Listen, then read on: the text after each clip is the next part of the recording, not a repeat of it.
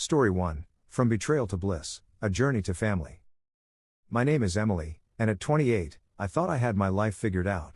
I'd been with Mark for 8 years, 4 dating, 4 married, and despite the challenges, I believed we were solid. We both worked at St. Mary's Hospital, me as a pediatric nurse, him as an ER doctor. The long shifts were grueling, but I loved my job. Caring for kids, easing their fears, and supporting their families filled me with purpose. Mark and I were a team, or so I thought, until everything unraveled.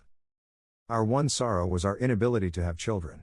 After years of trying, I was diagnosed with endometriosis, a condition that made conception a distant dream. It hit me hard, those quiet nights crying into my pillow, Mark holding me as I mourned a future I'd imagined. But he was steadfast, promising we'd find another way.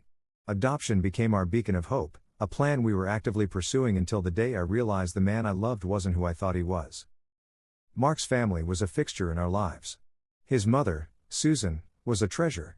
Every first Saturday, she'd host dinner at their house, pulling out all the stops, appetizers like creamy spinach dip, mains of tender pot roast or herb-crusted chicken, and desserts like her famous chocolate lava cake.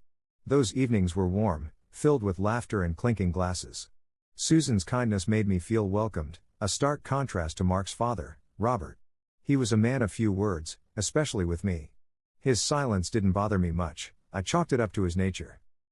Then there was Jessica, Mark's 25-year-old sister, a whirlwind of extravagance and entitlement. In 6 months, she'd burned through 4 jobs, each abandoned with complaints of toxic environments. Meanwhile, she drained her parents' bank account, flaunting designer bags, shoes, and jewelry. I tried to stay neutral, she was Mark's sister, after all, but her behavior gnawed at me. What really unsettled me was how Jessica acted around Mark. They'd been close since childhood, a bond I respected. But whenever Mark showed me affection, a kiss on the forehead, a hand on my back, Jessica's eyes would darken with a venomous glare. If I spoke to him, she'd interrupt, stepping between us like a barrier. It was subtle at first, but over time, it felt deliberate. One night, after a dinner at Susan's, I broached it with Mark. We were driving home, the city lights blurring past. "Don't you think Jessica's a little possessive?" I asked, keeping my tone light. Mark sighed, gripping the wheel. You're overthinking it. Jess and I are close. Always have been. She's just protective." "Protective?" I pressed. "She glares at me when you touch me. And she cuts me off every time I talk to you." He laughed, a dismissive sound. "You were being insecure. She's harmless." His words stung. I wanted to believe him, to trust that my unease was misplaced. So I let it go, burying my doubts beneath routine and hope.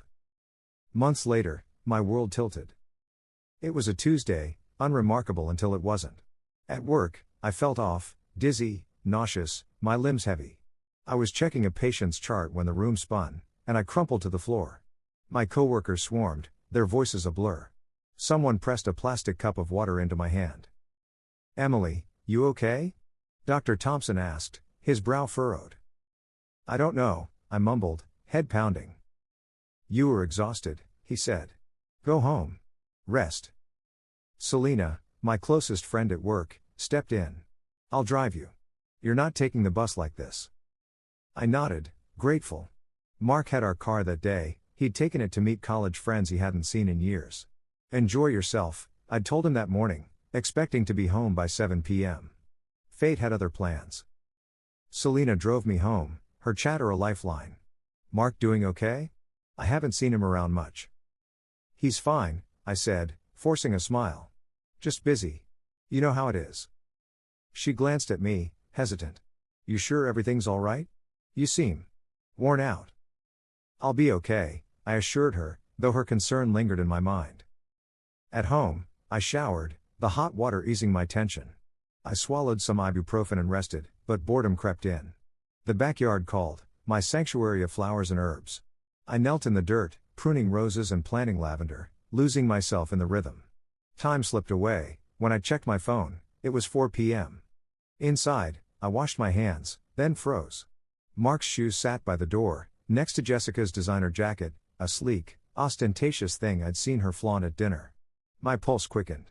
Mark was supposed to be out. Jessica had no reason to be here. The living room was empty, but muffled sounds drifted from upstairs, laughter, whispers.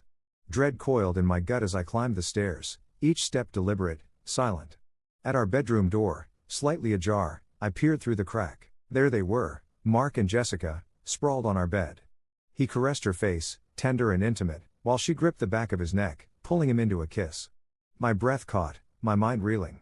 This wasn't sibling affection, this was something twisted, forbidden. For 3 agonizing minutes, I stood there, paralyzed.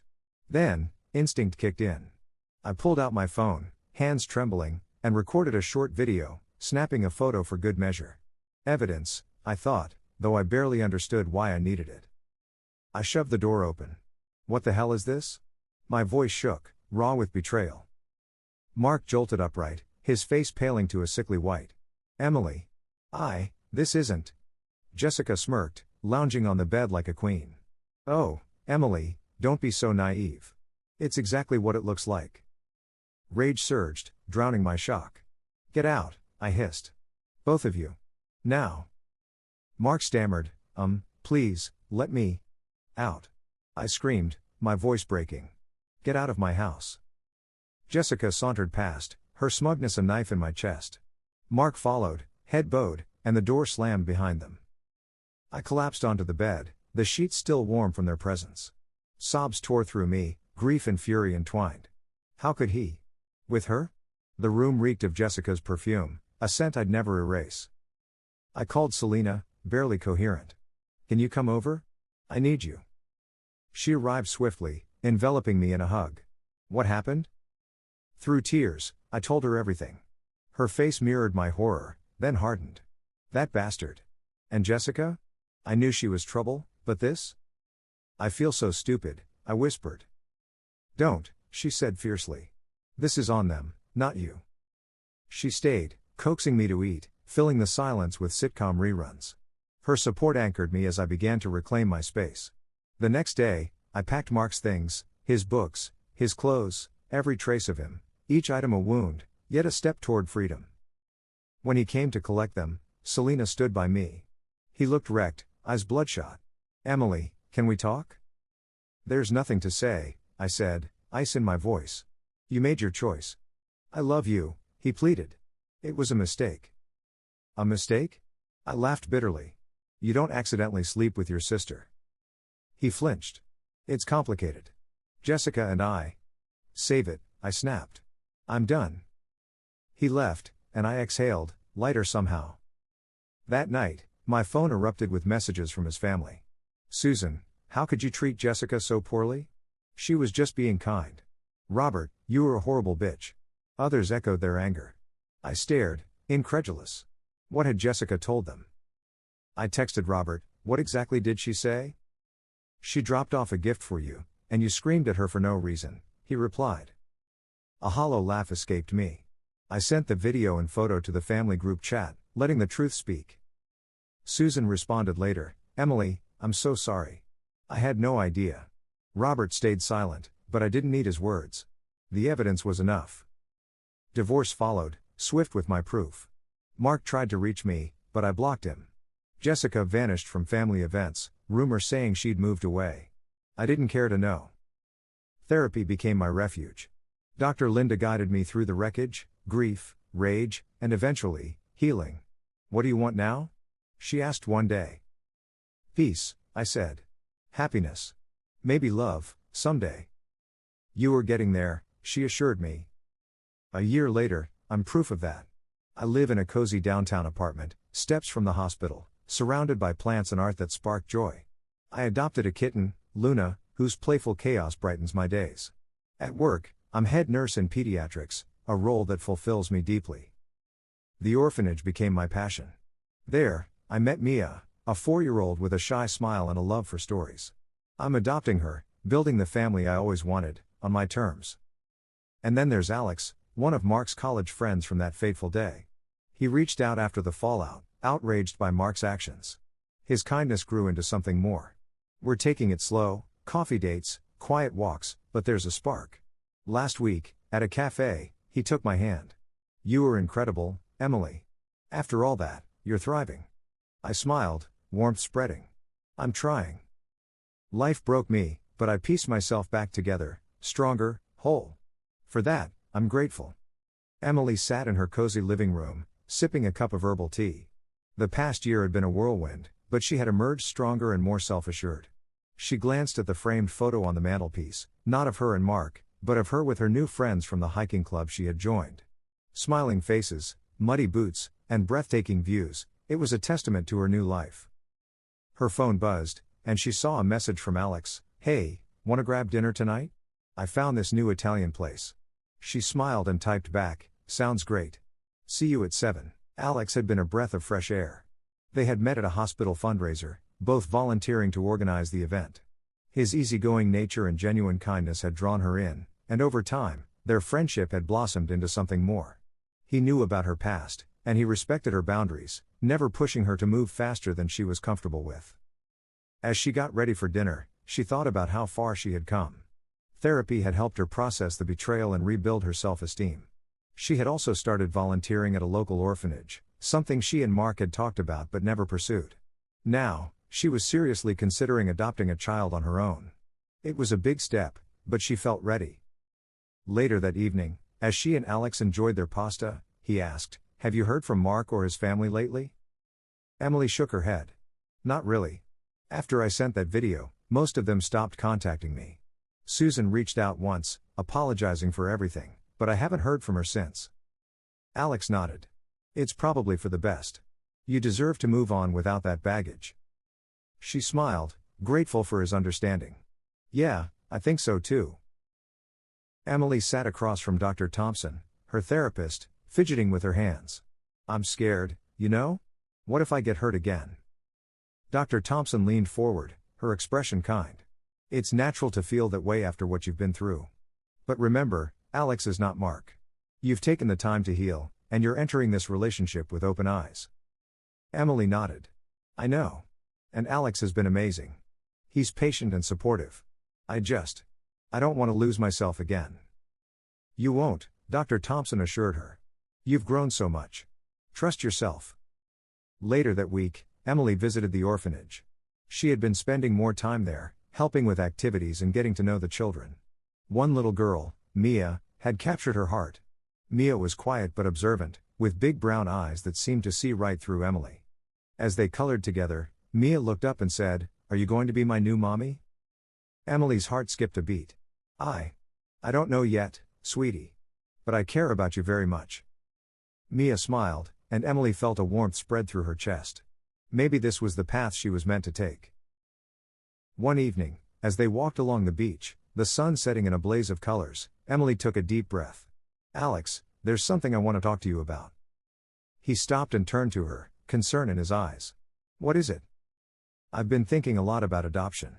There's a little girl at the orphanage, Mia, and I feel a strong connection with her. I think I want to start the process to adopt her." Alex's face lit up. "That's wonderful, Emily. I think you'd be an amazing mother." She hesitated. "But I don't want to rush things. And I don't want you to feel pressured or anything." He took her hands in his. "Emily, I care about you deeply. And if you're ready to take this step, I'm here to support you. We can take things one day at a time." Tears welled up in her eyes, but they were tears of happiness. "Thank you, Alex. That means the world to me." As they embraced, Emily felt a sense of peace wash over her. The past was behind her, and the future was full of possibilities. Emily sat cross-legged on the colorful rug in the orphanage's playroom, the air filled with the sounds of children laughing and chatting. Beside her, Mia carefully colored a picture of a sunflower, her small hands gripping the crayons with determination. The vibrant yellows and greens bloomed across the page, and Emily couldn't help but smile. "That's beautiful, Mia," she said, brushing a strand of hair from the little girl's forehead. "You are quite the artist." Mia looked up, her big brown eyes sparkling with a shy pride. "Really? You think so?" "Absolutely," Emily replied, a warmth spreading through her chest. These visits had become the highlight of her week. There was something special about Mia, a quiet strength, a gentle spirit, that tugged at Emily's heart in a way she couldn't fully explain. As they continued coloring, Emily's thoughts drifted to the future. She pictured Mia in her apartment, playing with Luna, her gray tabby kitten, or curled up on the couch as Emily read her a bedtime story. The images felt so vivid, so real, that they stirred a deep longing within her. "Emily?" Mia's soft voice broke through her reverie. Yes, sweetie? Mia hesitated, her crayon hovering over the paper. Can I come live with you someday? Emily's breath caught in her throat. She hadn't expected such a direct question, and yet it mirrored the thoughts swirling in her own mind. She reached out, gently squeezing Mia's hand. I would love that, Mia. More than anything. Mia's face lit up with a smile, and in that moment, Emily knew. She couldn't wait any longer, she had to start the adoption process. Later that evening, Emily and Alex stood side by side in her cozy kitchen, the aroma of garlic and herbs wafting through the air. They were making dinner together, a routine that had become a comforting ritual in their relationship. As Emily chopped vegetables, her mind buzzed with the decision she'd made earlier. Alex, there's something I want to tell you, she said, setting down her knife and turning to face him. He paused, a wooden spoon in hand, his hazel eyes flickering with concern. What is it? I've decided to start the adoption process for Mia, she said, her voice steady despite the nervous flutter in her stomach. Alex's face broke into a wide grin, and he set the spoon down, stepping closer. That's amazing, Emily. I'm so happy for you. Really? She asked, a wave of relief washing over her. Of course, he said, pulling her into a warm hug. You've been talking about this for a while, and I can see how much Mia means to you. I think you'll be an incredible mother. Emily rested her head against his shoulder, feeling the steady beat of his heart. Thank you, Alex. Your support means everything to me. He kissed the top of her head, his voice soft but firm. I'm here for you, every step of the way. The following weeks were a whirlwind of activity. Emily threw herself into the adoption process, filling out endless forms, attending orientation meetings, and preparing for the home study. She was determined to make this work, but the reality of it all was more daunting than she'd imagined. One crisp afternoon, the social worker, Mrs. Jenkins, arrived at Emily's apartment for the home study. She was a stern-looking woman with sharp eyes and a no-nonsense demeanor. Emily had spent the morning cleaning, ensuring every surface gleamed, but she still felt a knot of anxiety tighten in her stomach as she opened the door. Ms. Carter, I'm here to ensure your home is suitable for a child, Mrs. Jenkins said, clutching a clipboard as she stepped inside. Of course, Emily replied, leading her through the small but tidy apartment. She'd set up a corner of the living room with a few toys and books for Mia, hoping it would show her preparedness. They settled on the couch, and Mrs. Jenkins began her questions. Can you tell me about your support system? Raising a child alone can be challenging. Emily nodded, clasping her hands together. I have a strong network of friends and colleagues. And my partner, Alex, is very supportive. Partner? Mrs. Jenkins raised an eyebrow, jotting something down. Are you planning to co-parent with him? We're taking things one step at a time, Emily said carefully. But yes, he's committed to being part of this journey. Mrs. Jenkins made another note. And what about your past relationships? I understand you went through a difficult divorce. Emily's throat tightened, but she kept her voice steady. Yes, but I've worked through that with therapy. I'm in a much better place now. I see, Mrs. Jenkins said, her expression unreadable. We'll need to discuss this further. When the visit ended, Emily closed the door behind her and sank onto the couch, exhaustion washing over her. The probing questions had stirred up doubts she'd thought she'd buried. She grabbed her phone and called Alex, her voice trembling. I don't know if I can do this. What if they think I'm not ready? Emily, you're more than ready, Alex assured her, his tone calm and unwavering. You've overcome so much, and you're doing this for the right reasons. Don't let one tough conversation discourage you. She took a deep breath, his words grounding her. You were right. I want this so badly. And you'll make it happen, he said firmly. I believe in you. That night, Emily's sleep was restless. In her dreams, she was back in her old house, watching Mark and Jessica together, their laughter echoing like a cruel taunt. She woke in a cold sweat, her heart pounding, the room dark and silent around her. Alex stirred beside her, his voice groggy with sleep. Emily? Are you okay? She shook her head, tears streaming down her cheeks. I had a bad dream. About Mark and Jessica. He sat up, wrapping his arms around her and pulling her close. It's okay. They're in the past. You're safe now. But what if I can't move past it? She whispered, her voice breaking. What if it affects my ability to be a good mother? Emily, look at me, Alex said gently, tilting her chin up. You've already moved past it. You're building a new life, and you're stronger than you think. Mia is lucky to have you. His words were a lifeline, pulling her back from the edge of her fears. She clung to him, grateful for his steady presence, and slowly, her breathing evened out. The next day, Emily sat across from Dr. Thompson in her familiar therapy office, recounting the home visit and the nightmare that had followed. Her fears spilled out in a rush. "Emily, it's natural to have doubts," Dr. Thompson said, her tone calm and reassuring. "But let's examine them. What specifically are you afraid of?" "I'm afraid my past will somehow taint my future with Mia," Emily admitted, twisting her hands in her lap. "That I won't be able to give her the love and stability she needs." Dr. Thompson nodded thoughtfully. "Your past has shaped you, but it doesn't define you. You've shown incredible resilience and growth. Think about all the ways you've prepared for this: your therapy, your support system, your love for Mia." Emily considered this, a flicker of clarity breaking through her uncertainty. "I have put in the work, haven't I?" "Yes, you have," Dr. Thompson affirmed. "And it's okay to be scared. Parenting is a big responsibility, but you're not alone in this." By the end of the session, Emily felt lighter, as if a weight had been lifted from her shoulders. Her fears were still there, but they no longer felt insurmountable. She was ready to be Mia's mother, and she would face whatever challenges came her way. A few days later, Emily's phone rang as she was tidying the kitchen. She glanced at the screen, unknown number, and answered with a tentative, "Hello?" "Ms. Carter, this is the adoption agency," a cheerful voice said. "We've reviewed your application and the home study report. We're pleased to inform you that you've been approved to proceed with the adoption." Emily's heart soared, a grin spreading across her face. "Thank you so much." As she hung up, she immediately dialed Alex. "I did it. I got approved." "That's fantastic," he exclaimed, his excitement matching hers. "I'm so proud of you, Emily." Emily stood in the doorway of her apartment, her heart pounding with a mix of nerves and exhilaration. The space was transformed, streamers hung from the ceiling, a banner proclaiming "Welcome home, Mia," stretched across the living room wall, and a small pile of brightly wrapped gifts sat on the coffee table. Today was the day Mia would officially become her daughter. Alex bustled in the kitchen, arranging a tray of cupcakes decorated with yellow sunflowers, Mia's favorite.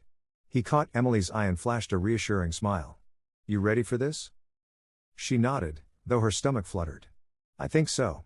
I just want everything to be perfect for her." "It will be," he said, stepping over to squeeze her hand. "You've made this place a home, Emily. She's going to love it." The adoption process had been a marathon, months of paperwork, interviews, and waiting. But every hurdle had been worth it for this moment. Emily had spent weeks preparing the spare room for Mia, painting the walls a soft lavender and filling it with stuffed animals, books, and a cozy bed with sunflower-patterned sheets. Luna, her kitten, had taken to napping on the bed, as if claiming it for Mia already. A knock at the door snapped Emily out of her thoughts. She opened it to find Mrs. Jenkins, the social worker, standing beside Mia, who clutched a small backpack and looked up with wide, curious eyes. "Hi, Mia," Emily said, crouching to her level, her voice warm. "Welcome home." Mia hesitated, then broke into a shy smile and stepped forward, wrapping her arms around Emily's waist. The embrace was small but fierce, and Emily felt tears prick her eyes as she hugged her back. Mrs. Jenkins smiled, a rare softness in her expression. "I'll check in next week, but I can see Mia's in good hands. Congratulations, Miss Carter." "Thank you," Emily said, her voice thick with emotion. As Mrs. Jenkins left, Emily led Mia inside, where Alex greeted them with a grin. "Hey, Mia. Want to see your new room?" he asked, offering his hand. Mia nodded eagerly, and the three of them headed to the bedroom. Mia's eyes lit up as she took in the space, running her fingers over the soft bedding and giggling when Luna leapt onto the bed, purring loudly. "It's mine?" Mia asked, her voice barely above a whisper. "All yours," Emily confirmed, sitting beside her. "And I'm yours, too. We're a family now." Mia's smile was radiant, and she threw her arms around Emily again, this time with no hesitation. Alex joined them, wrapping them both in a gentle hug, and for the first time in years, Emily felt a profound sense of completeness. That evening, the apartment was filled with warmth and laughter. Selena stopped by with a homemade lasagna, her eyes misty as she watched Mia chatter about her new room. "You did it, Em," she whispered, pulling Emily aside. "You are giving her the life she deserves." "I hope so," Emily replied, glancing at Mia, who was showing Alex how to draw a sunflower. "I just want her to feel loved." "She does," Selena said firmly. Look at her. She's glowing. As the night wound down, Emily tucked Mia into bed, reading her a story about a brave little rabbit who found a home. Mia's eyelids grew heavy, and as she drifted off, she murmured, "I love you, Mommy." Emily's heart swelled, and she kissed Mia's forehead. "I love you too, sweetheart." Downstairs, Alex was cleaning up the last of the dishes. He looked up as Emily entered the kitchen, her face still glowing from the moment. "How's our girl?" he asked. "Perfect," Emily said, leaning against the counter. "I can't believe she's really here." Alex dried his hands and pulled her into his arms. "You are an incredible woman, Emily. I'm so proud to be part of this." She looked up at him, her eyes searching his. "You are not just part of it, Alex. You're family, too." He smiled, a tender warmth in his gaze. "I'd like that. More than anything." They stood there, wrapped in each other's arms, the quiet hum of the apartment surrounding them. Emily thought back to the pain of the past, Mark's betrayal, the shattering of her old life, and realized how far she'd come. The scars were still there, but they no longer defined her. Instead, they were part of a story of resilience, love, and new beginnings. Months later, Emily, Mia, and Alex sat together at the park, watching kites soar against a brilliant blue sky. Mia ran ahead, her laughter ringing out as she chased a butterfly, her sunflower hair clip glinting in the sunlight. Emily leaned against Alex, his arm draped comfortably around her shoulders. "She's thriving," Alex said, his voice filled with pride. "She is," Emily agreed, watching Mia twirl in the grass. "And so are we." They had settled into a rhythm as a family, navigating the joys and challenges together. Emily had officially adopted Mia, and while the transition wasn't without its hiccups, Mia's occasional nightmares, Emily's moments of self-doubt, they faced them as a team. Alex had become a steady presence in Mia's life, teaching her to ride a bike and sneaking her extra cookies when Emily wasn't looking. As for Mark and his family, they had faded into the background. Susan had sent a heartfelt letter, expressing regret and wishing Emily well, but Emily had chosen to let go of that chapter. She no longer needed their validation or their apologies. Her life was full, and she was content. "Do you ever think about the future?" Alex asked, his tone thoughtful. "All the time," Emily said, turning to meet his gaze. "I see us, Mia growing up, us cheering her on at school plays, maybe even adding to our family someday." He raised an eyebrow, a playful grin tugging at his lips. "Oh? And how do I fit into that picture?" Emily laughed, nudging him gently. "You were right there, Alex. With us. Always." He leaned in, kissing her softly, and for a moment, the world was just the two of them, the sun warm on their faces, Mia's laughter a melody in the distance. As the sun dipped below the horizon, painting the sky in hues of orange and pink, Emily felt a profound gratitude settle over her. She had rebuilt her life from the ashes of betrayal, finding not just a daughter but a partner who saw her for who she was. This was her family, her home, her joy, and she wouldn't trade it for anything. She laughed, a sound of pure joy, feeling a sense of accomplishment and hope wash over her. The road ahead might still have its challenges, but she was ready to embrace it, with Mia and Alex by her side. Story 2, From Heartbreak to Home, Emily's Redemption. I was barely 20, young and impulsive, with a heart full of naivety and a head full of courage, or maybe just recklessness. Looking back, what I did was dangerous, something I'd never advise anyone to do. But it happened, and it's a story I'll never forget. It was around 11 p.m., and I was driving down a dimly lit highway on the outskirts of the city. The road was quiet, a stark contrast to its usual daytime chaos, where cars zipped along at 60 miles an hour. The streetlights cast long, eerie shadows, and my headlights cut through the darkness as I cruised, music playing softly on the radio. I was lost in thought when something jarring caught my eye, a man and a woman in the middle of the road, locked in a heated struggle. My first instinct was to honk, a reflex to get them out of the way. But as my headlights bathed them in light, the scene sharpened into something chilling. He was overpowering her, his hands rough as he shoved her toward the pavement. Her body language screamed fear, shoulders hunched, arms flailing to keep her balance. My stomach twisted. This wasn't just an argument, she was in danger. Without thinking, I pulled my beat-up sedan alongside them, my heart hammering. I rolled down the passenger window and leaned over, shouting, "Do you want a ride?" Her eyes, wide with panic, darted to the man, then back to me. "Yes," she said, her voice trembling but certain. She stumbled toward my car, her movements frantic. The man's voice boomed, dripping with disbelief. "Are you serious?" he yelled, his tone laced with rage. She fumbled with the door handle, her breath hitching. "Hurry, it's locked," she cried as he started closing the distance between us, his face contorted with fury. My hands shook as I hit the unlock button, cursing under my breath when it didn't respond immediately. Finally, the lock clicked, and she yanked the door open, throwing herself into the passenger seat. But before she could close it, he was there, gripping the door to keep it open. His eyes burned with anger, and in a terrifying flash, he lunged forward, wrapping his hands around her neck. "Drive!" she screamed, her voice raw with desperation. I didn't hesitate. I slammed my foot on the gas, the engine roaring as the car lurched forward. My own door was still ajar, swinging wildly, and he was clinging to the side of the car, one hand still on her neck, the other gripping the doorframe. The tires screeched, and for what felt like an eternity, but was probably only a few seconds, he held on, his body dragging alongside us. My heart pounded in my ears as I glanced at him, his face a mask of rage and determination. We must have gone 500 yards before he finally lost his grip, tumbling onto the pavement with a sickening thud. I kept driving, my knuckles white on the steering wheel, the open door banging against the frame until I reached out and yanked it shut. The silence that followed was heavy, broken only by the sound of our ragged breathing. I stole a glance at her, her face pale, her hands trembling in her lap. And then it hit me, I knew her. "Sarah?" I said, my voice tentative.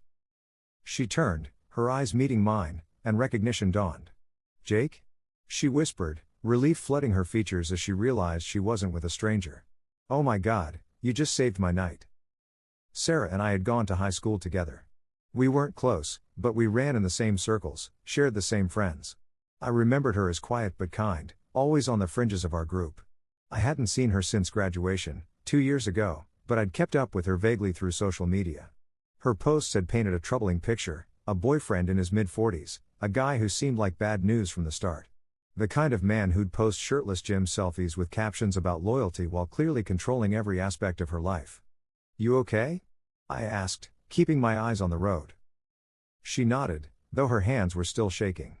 "Yeah. I think so. Thanks to you." "What happened back there?" I asked gently, not wanting to push. She sighed, running a hand through her disheveled hair. "That was Tom. My boyfriend. Ex-boyfriend, I guess, now." She laughed bitterly. "He's always like that, jealous, controlling. Tonight, he got mad because I was talking to a coworker. He dragged me out of the bar we were at, and, well, you saw." I frowned, anger simmering in my chest. "He's done this before?" "Too many times," she admitted, her voice small. "I've been trying to leave, but it's hard. He always finds a way to pull me back." I drove toward the address she gave me, a friend's house on the other side of town. As we talked, she opened up more, her words spilling out like she'd been holding them in for too long. She told me about the arguments, the manipulation, the way Tom would make her feel small and worthless.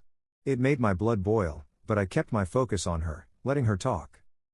When we pulled up to her friend's house, she turned to me, her eyes glistening. "Jake, I don't know how to thank you. You didn't have to stop, but you did." "I couldn't just drive by," I said, shrugging. "I'm just glad you're safe." She gave me a small, grateful smile before getting out. "Don't tell anyone, okay? I don't want this getting around." "Promise," I said, and I meant it. That night stayed with me, a vivid memory that replayed in my mind like a scene from a movie. I never told our mutual friends about it, respecting Sarah's privacy. The image of Tom tumbling onto the pavement, the sound of Sarah's desperate drive ! It was the kind of thing you don't forget. I ran into Sarah once after that, at a coffee shop a few months later. She looked different, brighter, lighter, like a weight had been lifted. We exchanged small talk, but neither of us mentioned that night. It was an unspoken understanding, a moment we'd both moved past. I kept tabs on her online, curious about how she was doing. She'd moved out of state, started fresh. Her posts were full of joy now, pictures of her with a new partner, a guy closer to her age who seemed to treat her right. They had a daughter, a chubby-cheeked toddler with Sarah's eyes.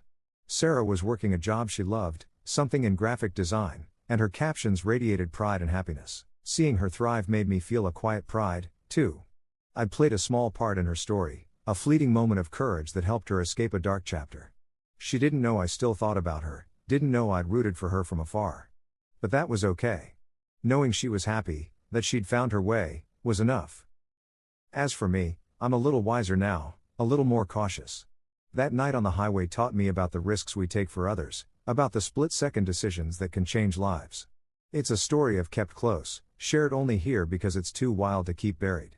It's a reminder that sometimes, in the darkest moments, a stranger's kindness, or a friend's forgotten face, can make all the difference. Emily stood in her small, sunlit kitchen, the aroma of freshly brewed chamomile tea mingling with the faint scent of lavender from a candle on the counter. It was a Saturday morning, and the apartment was quiet except for the soft hum of the refrigerator and the occasional chirp of a bird outside the open window. At 28, Emily had carved out a life of her own after the devastating betrayal of her ex-husband, Mark, and his sister, Jessica. The scars of that year lingered, but they no longer defined her. Today, her focus was on the future, a future that included Mia, the 4-year-old girl from the orphanage who had stolen her heart, and Alex, the man who had become her anchor. She sipped her tea, glancing at the stack of adoption paperwork on the dining table. The forms were daunting, pages of personal history, financial statements, and references, but they represented a dream she'd held onto through the darkest times. Her phone buzzed, pulling her from her thoughts. It was a text from Alex, found a great Italian spot on Elm Street. Dinner at 7? I can pick you up. A smile tugged at her lips as she typed back, perfect. See you then. Alex had been a surprise in her life, a steady presence that emerged from the chaos of her divorce. They'd met at a hospital fundraiser, both volunteering to organize a silent auction for the pediatric ward. His warm hazel eyes and easy laugh had drawn her in, but it was his kindness, his willingness to listen without judgment, that made her trust him. They'd been dating for 6 months, taking things slowly, but Emily felt a spark she hadn't thought possible after Mark.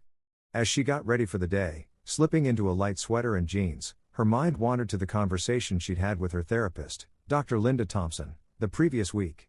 She'd been nervous, her hands fidgeting as she sat on the familiar beige couch in Dr. Thompson's office, the room softly lit with a floor lamp and decorated with calming abstract art. I'm scared, Linda, Emily had admitted, her voice barely above a whisper. What if I'm not enough for Mia? What if my past, Mark, Jessica, all of it, makes me a bad mother? Dr. Thompson's eyes were warm but direct. Emily, fear is normal. You've been through a trauma, and it's natural to worry about how it might affect your future. But let's look at what you've done. You've rebuilt your life, new apartment, new role at work, new relationships. You're not the same person you were a year ago. Emily had nodded, twisting a tissue in her hands. I know. But Alex. He's so good to me. What if I let my fears ruin things with him, too? Alex isn't Mark, Dr. Thompson said firmly. You've chosen someone who respects you, who supports your dreams. Trust that choice. And trust yourself, you've grown so much. The words had lingered, giving Emily a quiet strength. She carried them with her as she headed to the orphanage that afternoon, a short drive from her apartment in downtown. The building was a modest 2-story structure with colorful murals of animals and trees painted on the exterior, a cheerful contrast to the gray city around it. Inside, the air smelled of crayons and apple juice, and the sound of children's laughter echoed down the halls. Emily signed in at the front desk, where Miss Clara, the orphanage director, greeted her with a warm smile. Mia's been talking about you all morning, Clara said, her gray curls bouncing as she nodded toward the playroom. She's in there, coloring as usual. Emily's heart lifted as she entered the playroom, a bright space filled with low tables, shelves of toys, and a rug patterned with stars. Mia sat at a table, her small frame hunched over a sheet of paper, her tongue poking out in concentration as she colored a picture of a dinosaur. Her dark hair was pulled into 2 neat braids, and she wore a green t-shirt with a sparkly unicorn on it. Hey, Mia, Emily said softly, kneeling beside her. Mia's face lit up, her brown eyes sparkling. Emily.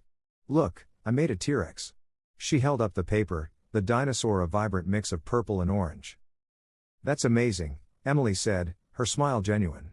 You are so creative. They spent the next hour coloring together, Mia chattering about her favorite animals and a story she'd heard about a magical forest.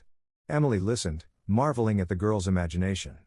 But then, out of the blue, Mia paused, her crayon hovering over the paper. Emily? She asked, her voice small. Are you gonna be my mommy? The question hit Emily like a wave, both tender and overwhelming. She took a deep breath, reaching for Mia's hand. I'd love to be your mommy, Mia. I'm working on it, okay? It takes a little time, but I'm trying really hard. Mia's eyes searched hers, then she nodded, a shy smile breaking through. Okay. The moment stayed with Emily as she drove home, the late afternoon sun casting golden rays across the city. She felt a mix of hope and fear, hope that she could give Mia the home she deserved, and fear that she might fall short. But Mia's trust, so freely given, fueled her determination. That evening, Emily and Alex sat across from each other at La Bella Vita, a cozy Italian restaurant with checkered tablecloths and candlelit tables. The scent of garlic bread and marinara sauce filled the air, and a violinist played softly in the corner. Emily wore a navy dress that made her feel confident, her auburn hair loose around her shoulders. Alex, in a crisp button-down, looked at her with a warmth that made her heart flutter. "Any updates on the adoption?" he asked, twirling spaghetti around his fork. Emily nodded, her fingers tracing the rim of her wine glass. "I'm meeting with the social worker next week for the home study. It's a big step, but I'm nervous. They're going to dig into my past, Mark, the divorce, everything." Alex reached across the table, his hand covering hers. "You've got nothing to hide, Emily. You're strong, you're stable, and you love Mia. That's what matters." She squeezed his hand, grateful for his steadiness. "I just want to be enough for her." "You are," he said, his voice firm. "And you're not alone in this. I'm here, whatever you need." Emily's chest warmed at his words. "Have you ever thought about being part of this? Like, really part of it?" Alex's eyes softened, and he leaned closer. "All the time.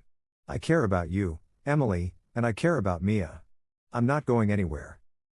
They lingered over dessert, a shared tiramisu, talking about lighter things, Alex's latest hiking adventure, Emily's plans to plant a vegetable garden.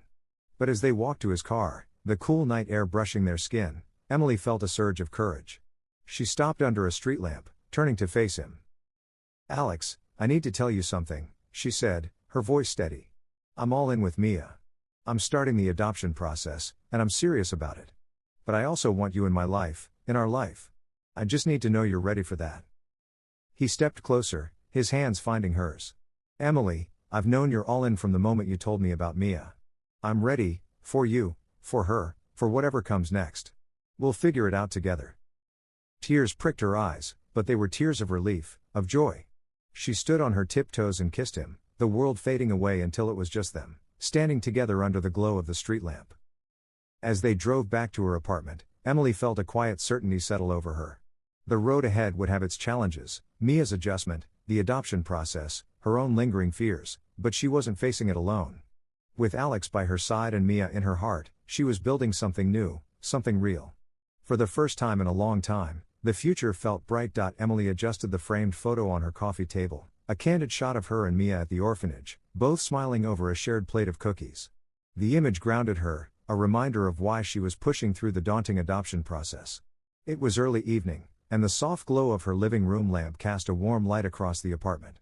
Outside, the city hummed with distant traffic, but inside, Emily felt a rare moment of calm, until her phone buzzed with a text from an unknown number. "Emily, it's Susan. Can we talk?" Her stomach twisted. Susan, Mark's mother, hadn't reached out since her apologetic letter months ago, after Emily sent the damning video of Mark and Jessica. The memory of that betrayal still stung, but Emily had worked hard to let go of the anger. Curiosity warred with caution. She typed back, "What's this about?" A reply came quickly, "I just want to clear the air. Coffee tomorrow? My treat." Emily hesitated, her fingers hovering over the screen. Part of her wanted to ignore it, to keep Susan and the whole family in the past. But another part, the part that craved closure, urged her to agree. She sighed, texting, "Okay." 10 a.m. at Brood Awakening. The next morning, Emily walked into the cozy coffee shop, its walls lined with local art and the air thick with the scent of roasted beans. Susan was already there, seated at a corner table, her silver hair neatly pinned back. She looked older than Emily remembered, lines of worry etched deeper around her eyes. When she spotted Emily, she stood, offering a tentative smile. "Thank you for coming," Susan said as Emily sat, clutching a steaming latte. Emily nodded, her expression guarded. "What did you want to talk about?" Susan's hands fidgeted with her cup. "I owe you an apology, Emily. A real one. I didn't know the full extent of what Mark and Jessica did until you sent that video. I was horrified, and I'm ashamed I defended them at first." Emily's jaw tightened, the memory of those angry family texts flooding back. "You called me jealous. Your husband called me worse. Susan winced. I know, and I'm so sorry. Robert. He was wrong, too.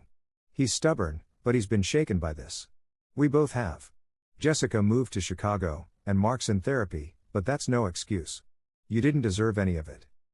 Emily sipped her coffee, letting the warmth steady her. Why now, Susan? It's been over a year. Susan's eyes glistened. Because I miss you. You were like a daughter to me, and I failed you. I see you moving forward, Mia, your new life, and I'm proud, but I also feel guilty. I want to make things right, if I can. Emily studied her, searching for sincerity. She saw it in Susan's trembling hands, her earnest gaze. I appreciate that, Emily said finally. But I've built something new. I'm not sure there's room for the past. I understand, Susan said softly. Just know I'm here if you ever want to reconnect. They parted with a tentative hug, and as Emily walked back to her car, she felt a weight lift, not fully, but enough to breathe easier. Susan's words didn't erase the pain, but they closed a chapter she hadn't realized was still open. Later that week, Emily sat in Dr. Thompson's office, the familiar beige couch a comfort beneath her. She recounted the meeting with Susan, her voice steady but thoughtful. It was strange, seeing her. Part of me wanted to scream, but another part, I don't know, felt sorry for her. Dr. Thompson nodded, her pen tapping lightly against her notepad. That's a complex mix of emotions. What do you think meeting her stirred up? Emily leaned back, staring at the abstract painting on the wall, a swirl of blues and greens that always calmed her. It made me realize how much I've moved on. A year ago, I would have been too angry to even sit with her. Now, I can hear her out and walk away without carrying it with me. That's growth, Dr. Thompson said, a small smile playing on her lips. You are reclaiming your narrative. How does that feel? Freeing, Emily admitted. But I'm still nervous about the home study next week. What if they think my past makes me unfit for Mia? Dr. Thompson set her notepad down, leaning forward. Your past shows your resilience, Emily. You've faced betrayal, rebuilt your life, and created a stable home. The social worker will see that. Focus on the love you have for Mia, that's what shines through. Emily nodded, her anxiety easing slightly. I just want to be the mother she deserves. You already are, Dr. Thompson said. You show up for her, consistently, with care. That's what matters. The day of the home study arrived, and Emily buzzed with nervous energy. She'd spent the previous evening scrubbing every surface of her apartment, arranging Mia's room with extra care, new books on the shelf, a stuffed bunny on the bed, and a small easel for her drawings. Luna, her kitten, prowled curiously, batting at a stray streamer Emily had hung for Mia's eventual move-in. Mrs. Jenkins, the social worker, arrived promptly at 2 p.m., her clipboard in hand and her expression as stern as ever. Emily welcomed her in, offering a glass of water, which Mrs. Jenkins declined with a curt nod. Let's begin, Mrs. Jenkins said, her eyes scanning the living room. This is a nice space. Cozy. How long have you lived here? About a year, Emily replied, leading her toward Mia's room. I moved here after my divorce, to start fresh. Mrs. Jenkins made a note, her pen scratching loudly in the quiet. Tell me about your support system. Single parenting can be demanding. Emily took a deep breath, her rehearsed answer ready. I have close friends, like Selena, who's been there through everything. My colleagues at the hospital are like family, and my boyfriend, Alex, is incredibly supportive. He's excited about Mia, too. Boyfriend? Mrs. Jenkins' eyebrow arched. Is he planning to be involved in Mia's life? Yes, Emily said, her voice firm. We're taking things slowly, but he's committed to being part of our family. He's already met Mia a few times, and they get along well. They moved through the apartment, Mrs. Jenkins asking pointed questions about Emily's job, her finances, her mental health. When the topic of her divorce came up, Emily braced herself. I understand it was a difficult separation, Mrs. Jenkins said, her tone neutral but probing. Can you tell me how you've processed that? Emily met her gaze, unflinching. It was painful, yes. My ex-husband's actions were unexpected and hurtful. But I've been in therapy for over a year, working through it. I've built a stable life, and I'm focused on creating a loving home for Mia. Mrs. Jenkins nodded, scribbling another note. And how do you handle stress now? I lean on my support system, Emily said. Therapy helps, and so does spending time with Mia. She reminds me what's important. The visit lasted an hour, and by the end, Emily felt drained but hopeful. Mrs. Jenkins' expression softened slightly as she stood to leave. "You've created a warm environment here, Miss Carter. I'll submit my report, and you'll hear from the agency soon." "Thank you," Emily said, her voice thick with emotion. As the door closed, she sank onto the couch, Luna curling up beside her. The wait would be agonizing, but she felt a flicker of pride. She'd face the scrutiny head-on. That evening, Alex came over, bringing takeout from their favorite Thai place. They sat cross-legged on the floor, eating pad Thai and laughing as Luna tried to steal a noodle. Emily recounted the home study, her nerves giving way to relief as she spoke. "You killed it," Alex said, his eyes crinkling with a smile. "I can't wait to see Mia running around here, making this place even more alive." Emily leaned against him, his warmth grounding her. "I'm so glad you're here, Alex. I don't think I could do this without you." He kissed her forehead, his voice soft. "You could, but I'm happy to be along for the ride." As they cleaned up, Emily's phone pinged with a new email.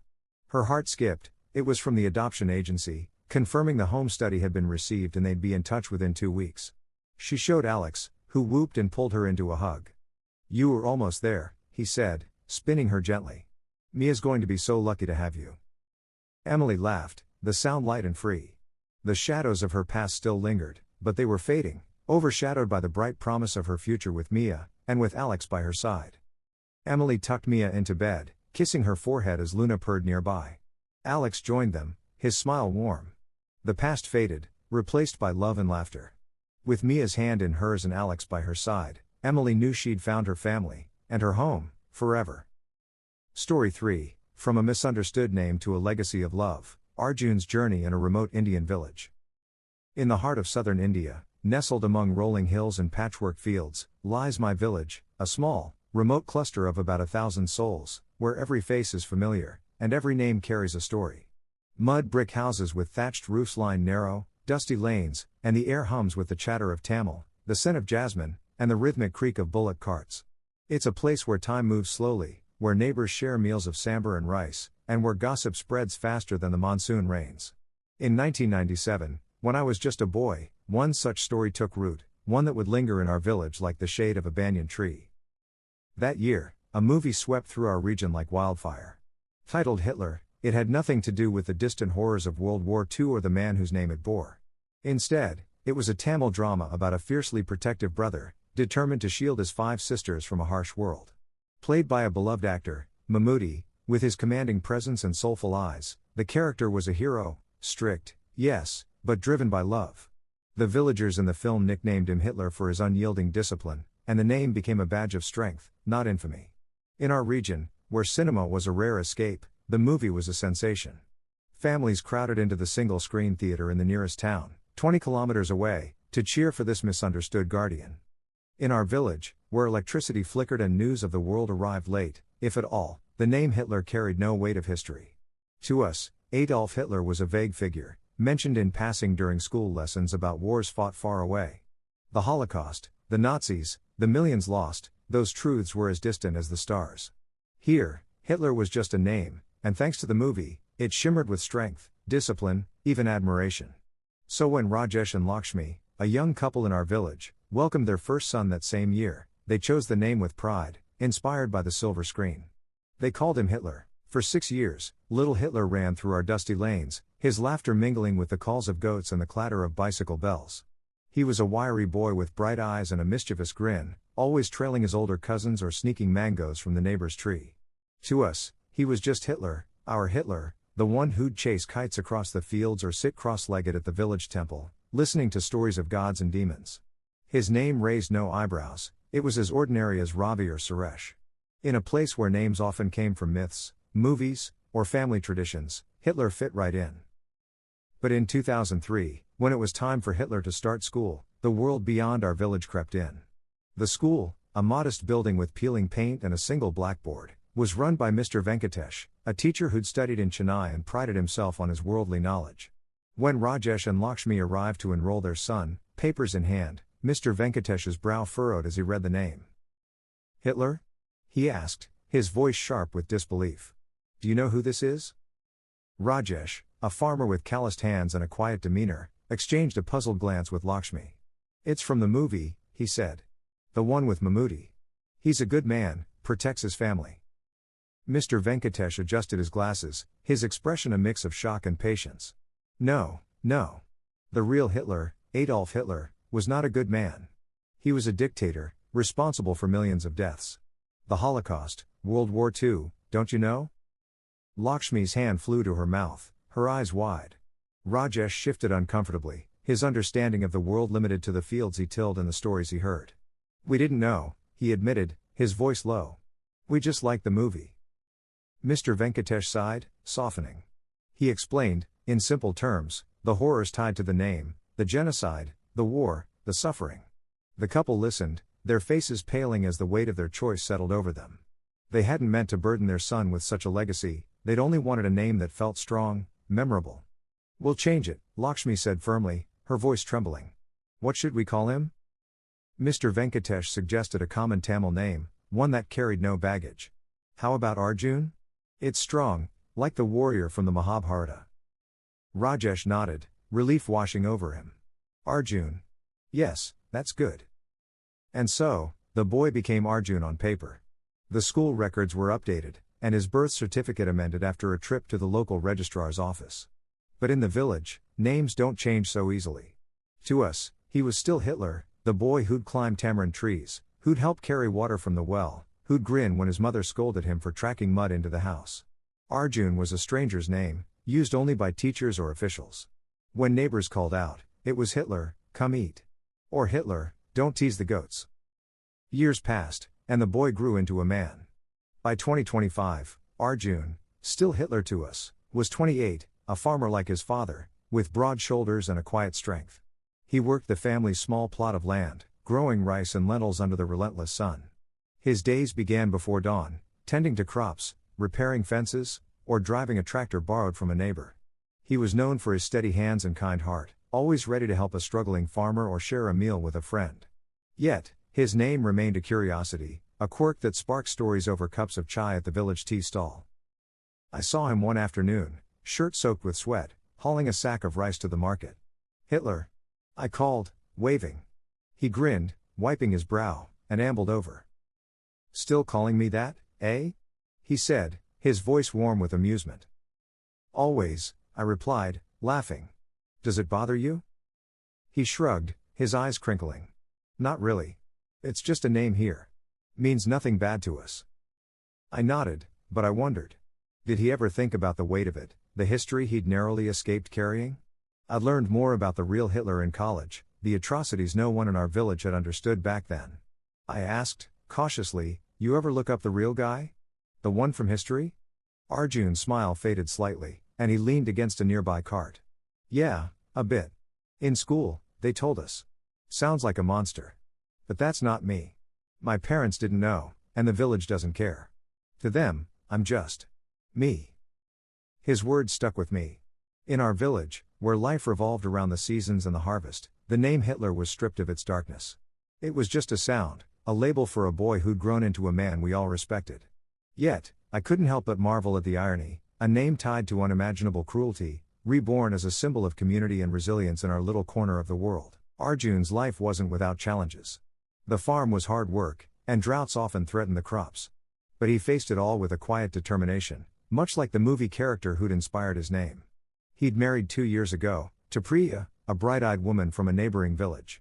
They had a daughter, Meera, a toddling bundle of energy who followed Arjun everywhere, clutching his finger as he walked the fields.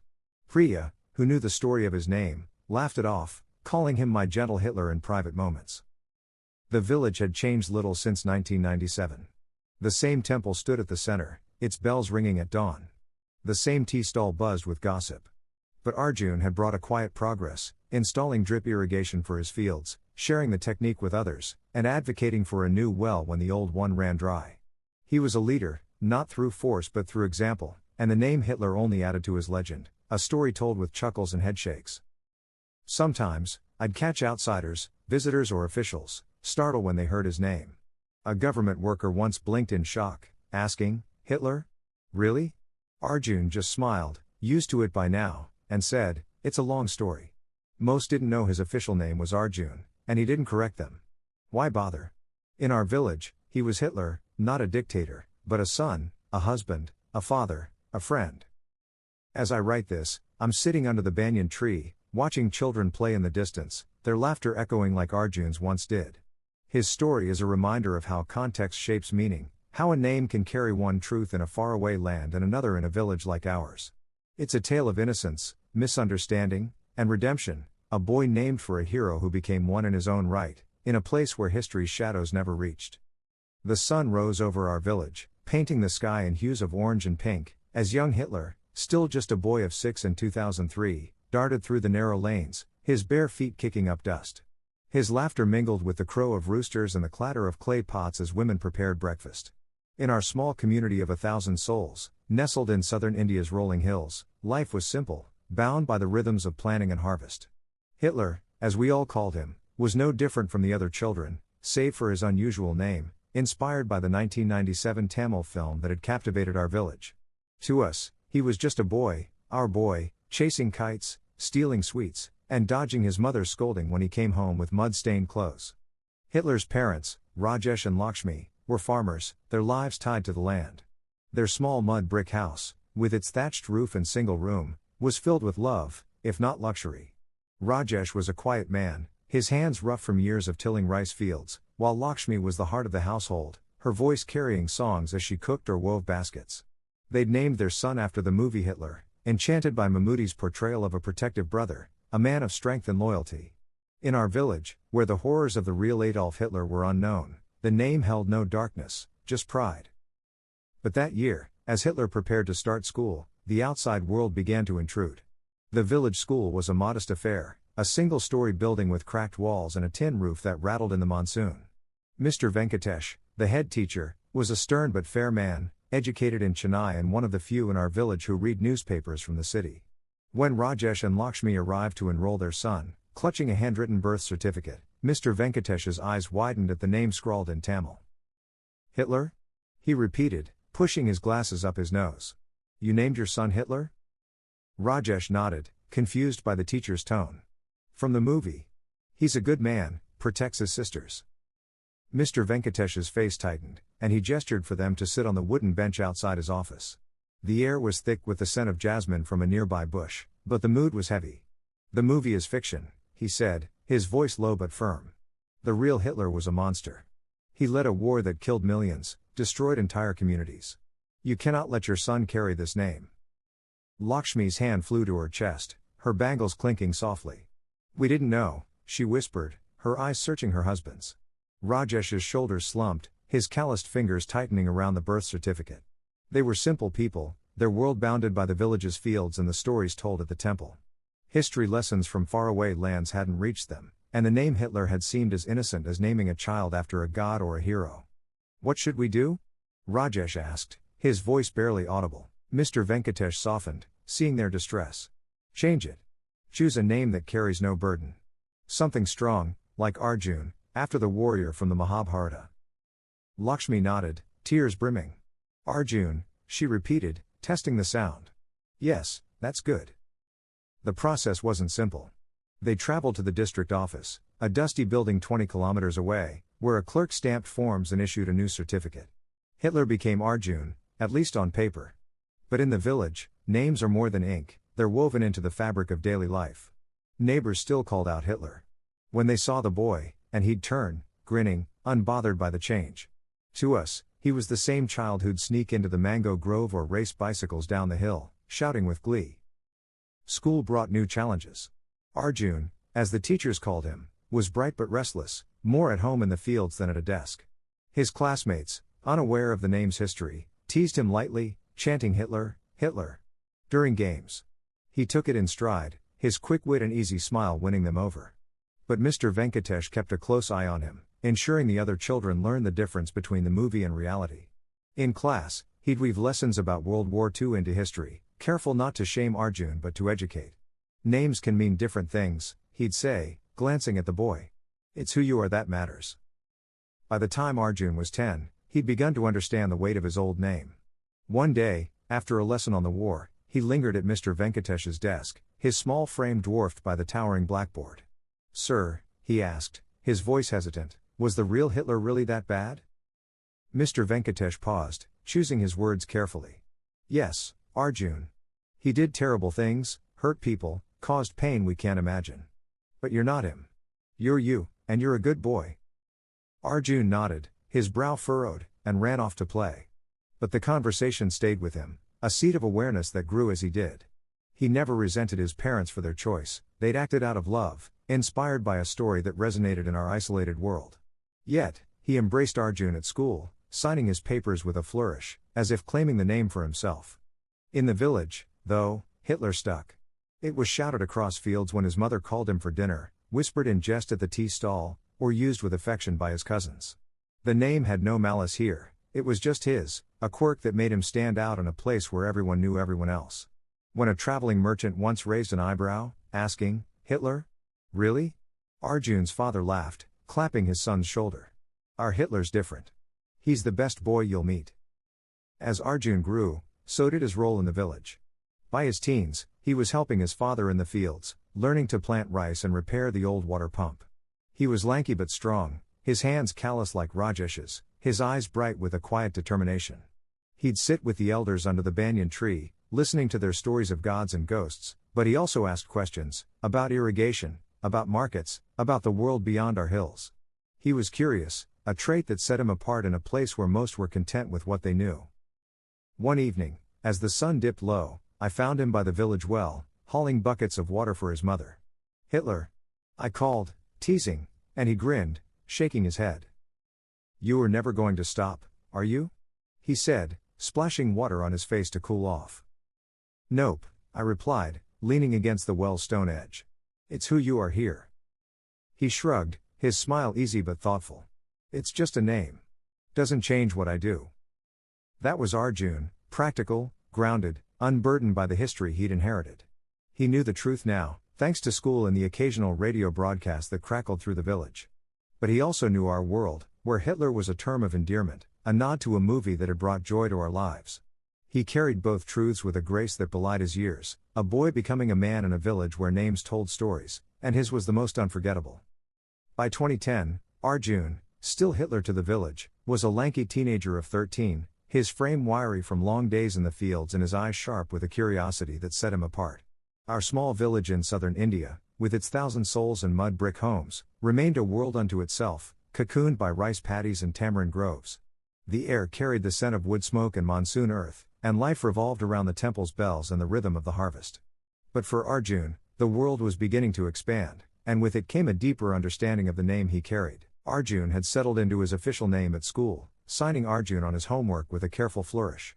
The teachers, led by the ever-watchful Mr. Venkatesh, used it consistently, and his classmates had mostly followed suit, though the occasional Hitler slipped out during playground games, met with laughter rather than malice. Outside the classroom, though, the village clung to his original name. It was shouted across the fields when his mother, Lakshmi, called him to supper, or whispered in jest at the tea stall where men gathered over steaming glasses of chai. To us, Hitler was simply him, our boy, now growing into a young man who helped carry water, mend fences, and charm the elders with his quick wit.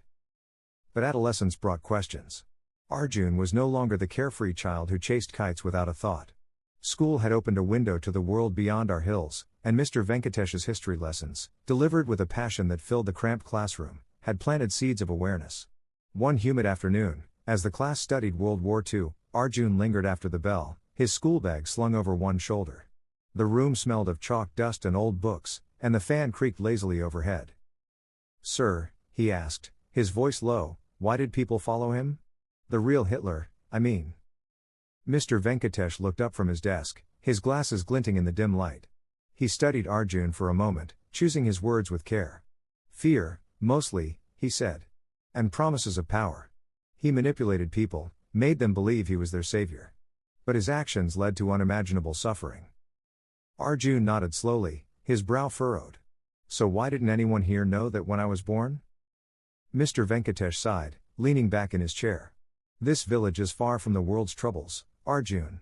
In 1997, most people here didn't have TVs or newspapers. The movie Hitler was all they knew, a story of a good man, not the monster. Your parents meant well." Arjun's fingers tightened around his bag strap. "I know. But it feels strange, carrying that name." "You are not carrying his legacy," Mr. Venkatesh said firmly. You are Arjun. You choose what your name means. The conversation lingered with Arjun, a quiet weight he carried as he walked home through the fields, the setting sun casting long shadows across the rice paddies.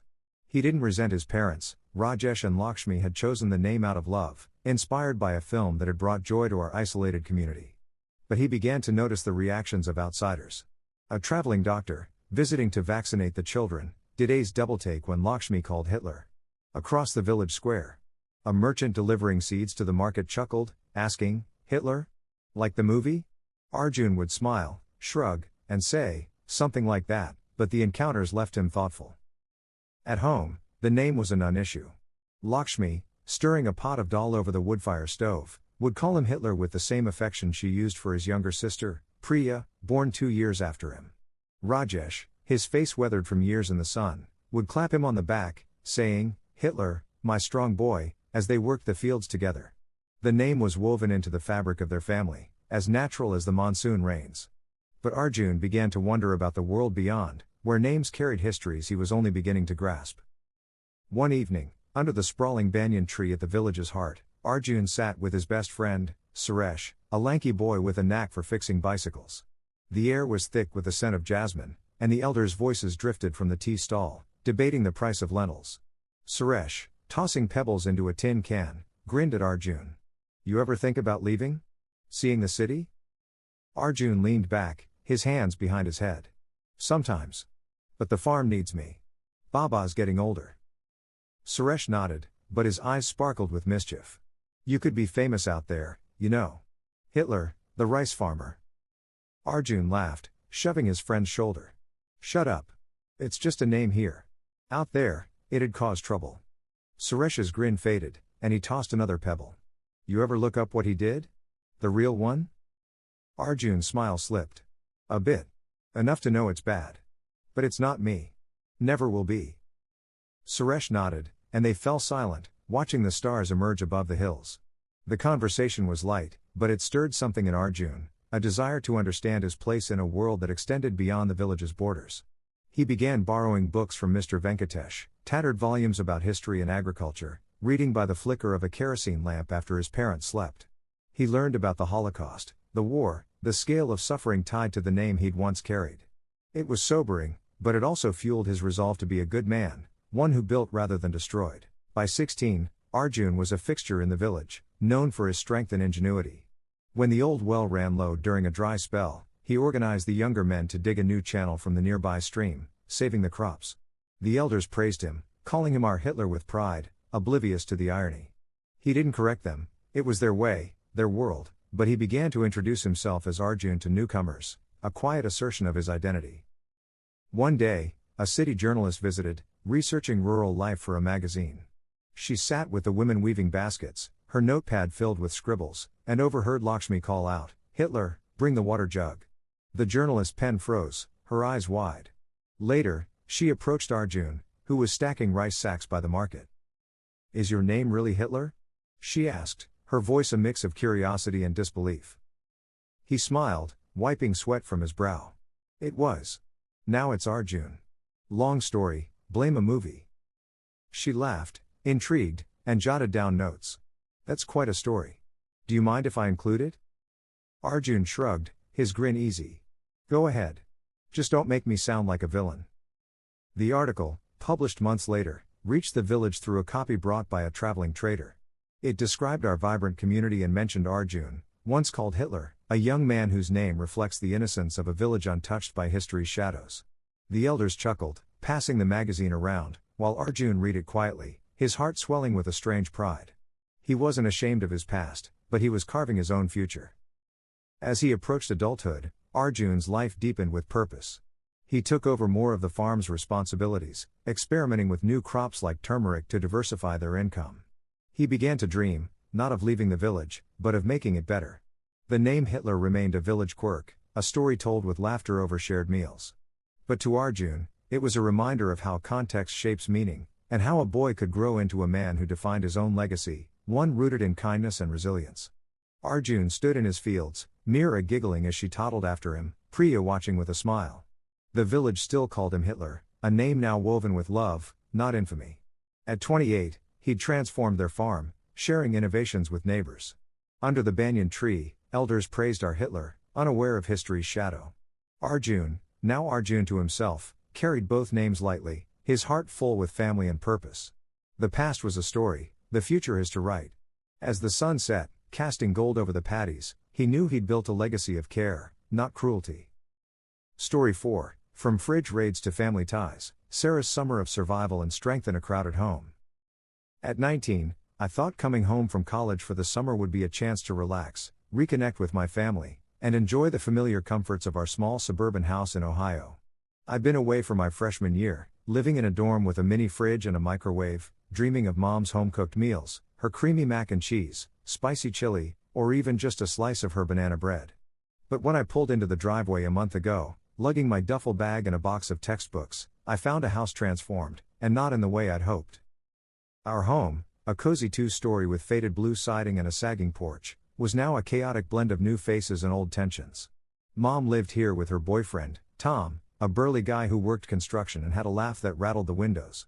My twin sisters, Ava and Lily, both 15, still shared their cluttered bedroom upstairs. But the surprise was Tom's sons, Ethan, 13, and Noah, 12, who'd moved in permanently while I was away. No one had mentioned this before I got back, and the realization hit me like a stray soccer ball when I saw their sneakers piled by the door and their video game consoles hooked up to the living room TV. I didn't mind Ethan and Noah, not really. They were typical preteen boys, loud, always glued to their phones or PlayStation, and perpetually hungry. We barely spoke, exchanging awkward nods when we passed in the hall. The real issue wasn't them as people, it was the food, or lack thereof. Our kitchen, once a haven of snacks and leftovers, had become a battleground. Mom and Tom kept the fridge and pantry stocked. Every few days, they'd haul in bags from the grocery store, cartons of milk, loaves of bread, packs of chicken, boxes of cereal, and bags of apples. But no matter how much they bought, it vanished in a day or two, like water in a sieve. Ava, Lily, Ethan, and Noah were like a swarm of locusts. They'd eat full meals, pancakes and eggs for breakfast, sandwiches for lunch, spaghetti for dinner, and still raid the kitchen between meals.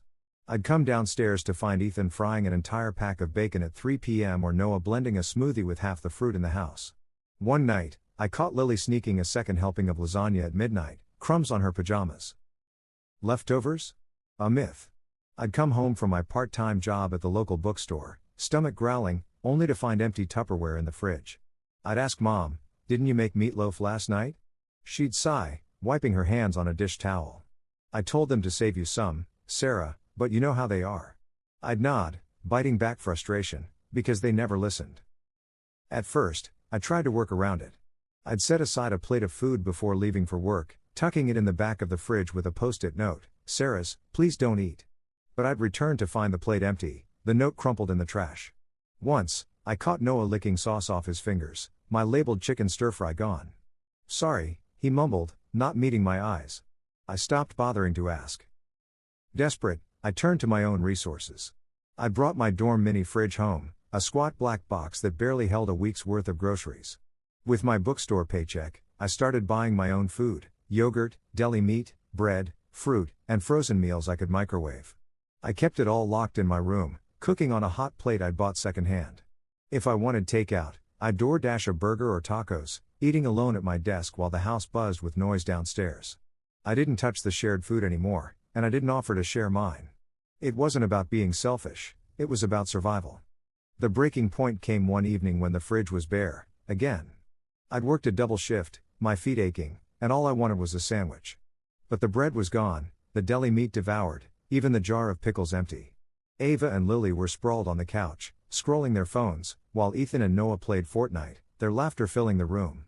I stood in the kitchen, staring at the empty shelves, my stomach growling. That night, over dinner, pizza I'd ordered for myself, Mom pulled me aside. Her brown eyes, usually warm, were sharp with frustration. "Sarah, you're acting like you only think about yourself," she said, her voice low. "You are hoarding food in your room while the others go hungry. You need to think about the house as a whole." I set my slice down, my jaw tight. "Mom, I'm not the one eating everything. I buy my own food because no one saves me anything. Before Tom's kids moved in, we didn't have this problem." Her face hardened. "They are growing boys, Sarah. And your sisters are teenagers. They need to eat. You're being dramatic because you don't like them living here. That's not true, I snapped, my voice rising. I don't care who lives here. I care that I'm hungry in my own house. They don't think about me when they're eating my leftovers, so why should I starve for them? Mom sighed, rubbing her temples. Just try to be more understanding, okay? I didn't respond, retreating to my room with my pizza.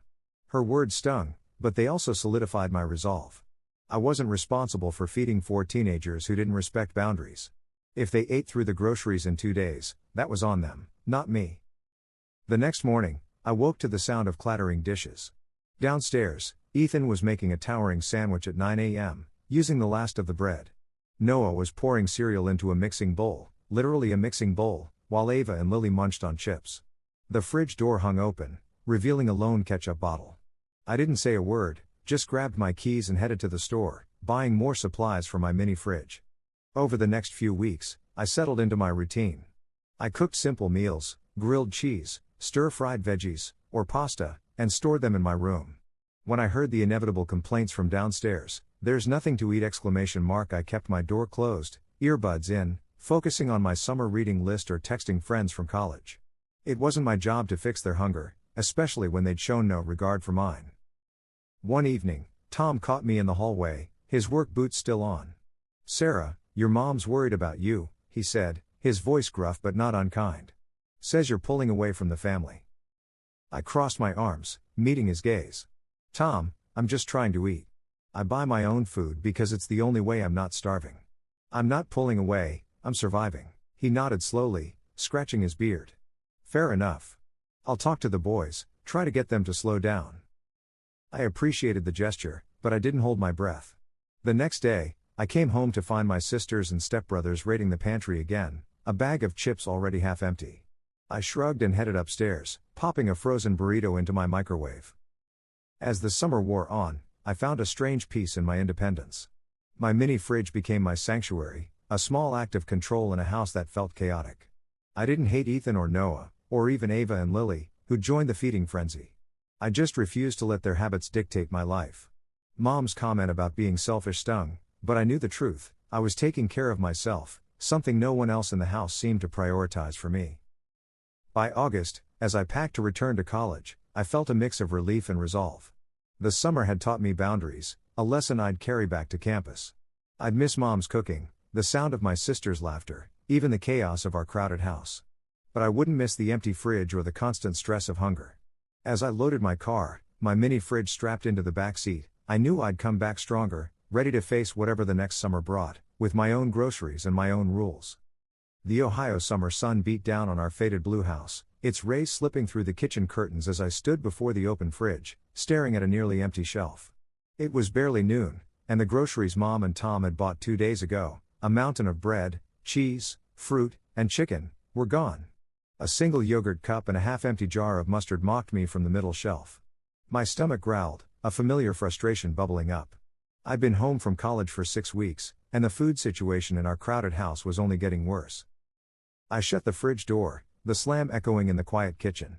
Downstairs, my twin sisters, Ava and Lily, both 15, were sprawled on the living room couch, giggling over TikTok videos. Tom's sons, Ethan, 13, and Noah, 12, were in the dining room, their video game blaring explosions and shouts. The 4 of them, my siblings and unexpected stepbrothers, were a relentless force, eating through our food like a swarm of ants at a picnic. I didn't dislike them, but their constant raiding of the kitchen was driving me up the wall. I'd tried talking to Mom again, hoping she'd see my side. Last week, after finding my labeled leftover lasagna gone, eaten by Noah, judging by the sauce stains on his shirt, I'd cornered her in the laundry room. "Mom, this is ridiculous," I'd said, holding up the empty container. "I can't keep anything in the fridge. They eat everything." She'd sighed, folding a towel with weary precision. "Sarah, I know it's frustrating. I've told them to save you some, but they're kids. They're hungry all the time." "They're not starving, Mom," I'd snapped. "They're eating 10 snacks a day. I just want a meal when I get home from work." Her eyes had softened, but her tone was firm.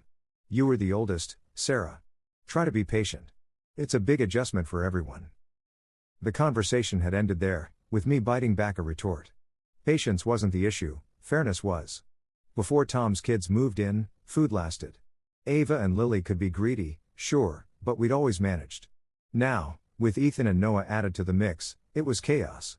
They'd devour a whole pizza in an afternoon, leaving nothing but greasy boxes. I'd given up on shared meals and started relying on my mini fridge, a lifeline from my dorm days. I stocked it with groceries bought with my bookstore wages, peanut butter, bread, apples, frozen burritos, and cooked for myself on a hot plate in my room. It wasn't ideal, but it kept me fed. Today, though, I was out of my own supplies. I'd planned to grab groceries after my shift, but a last-minute schedule change left me home early, and I was starving. Downstairs, I heard the clatter of dishes. Ethan was in the kitchen, piling chips and salsa onto a plate, while Noah rummaged through the pantry, pulling out a box of crackers. Ava wandered in, grabbing a soda, the last one, I noted with a grimace. "Hey, Sarah," Ethan said, barely looking up. "You want some chips?" I shook my head, my voice tight. "No, thanks. Just looking for something to eat." Noah glanced over, crunching a cracker. "There's nothing left. We ate the last of the cereal this morning." "Of course you did," I muttered, heading upstairs. I wasn't about to beg for scraps. In my room, I ordered a burrito bowl through DoorDash, the cost stinging but necessary. As I waited, I sat on my bed, the hum of my mini fridge a small comfort. My room was my sanctuary now, posters from college, a stack of novels, and my laptop glowing with a half-finished essay for a summer course. But the tension in the house was wearing me down. Every empty fridge, every missing leftover, felt like a small betrayal. Later that evening, Tom came home from his construction job, his boots thudding on the porch. He found me in the kitchen, heating a frozen meal in my microwave. "Sarah, you eating alone again?" he asked, his voice gruff but curious. "Yeah," I said, stirring my rice. "It's easier this way." He leaned against the counter, his work-worn hands resting on the edge. "Your mom says you're upset about the food. I get it's tough, but the boys are growing. They eat like horses." I set my spoon down, meeting his gaze. "I get that, Tom. But I'm hungry too. I work all day, and there's never anything left. I'm not their mom, it's not my job to feed them." He nodded slowly, scratching his beard. "Fair point. I'll talk to them, see if we can set some rules."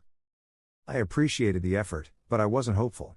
The next day, I came home to find Ava making a sandwich with the last slice of bread, Noah eating a bowl of macaroni, and Ethan finishing a bag of pretzels.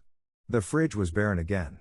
I retreated to my room, popping a yogurt from my mini fridge and texting my college friend, Mia, for a distraction.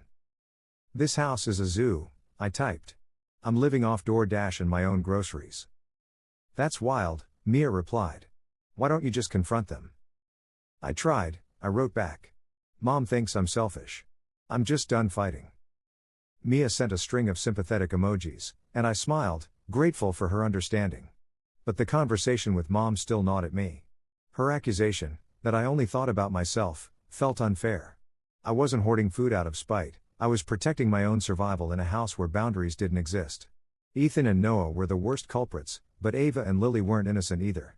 They'd all eat without a second thought, leaving me to fend for myself. The following week, I decided to take control in a new way. I went to the store, splurging on a small lockbox for my mini fridge, one with a combination only I knew. I stocked it with essentials, cheese, fruit, bread, and a few frozen meals, and labeled everything clearly, "Sarah's. Do not touch." It felt extreme, but I was tired of coming home to nothing.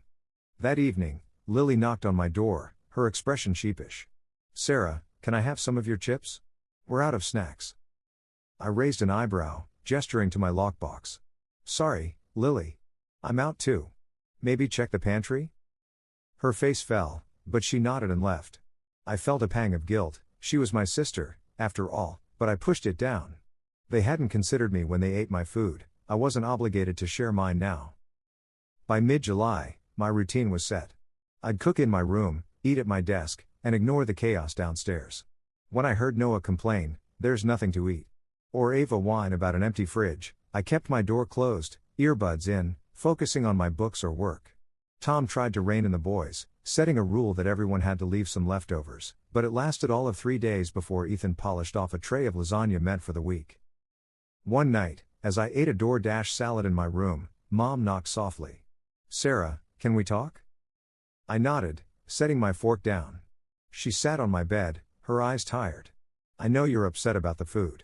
I'm trying to manage it, but it's hard with 5 kids. I'm not a kid, Mom, I said quietly. I'm 19, working, paying for my own food. I just want to feel like I belong here. Her face softened, and she reached for my hand. You do belong. I'm sorry it's been so tough.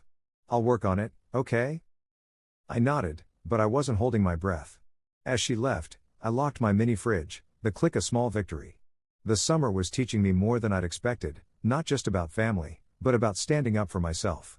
In a house full of hungry mouths, I was learning to carve out my own space, one meal at a time. The August heat hung heavy over our Ohio suburb, the air thick with humidity as I sat on the sagging porch of our blue-sided house, sipping iced tea from a mason jar. 2 months into my summer break from college, and the chaos of our crowded household had become a daily test of patience. The kitchen remained a war zone, with Mom and Tom's grocery hauls vanishing under the relentless appetites of my twin sisters, Ava and Lily, both 15, and Tom's sons, Ethan, 13, and Noah, 12. My mini fridge, now secured with a combination lockbox, was my lifeline, stocked with groceries I bought with my bookstore wages.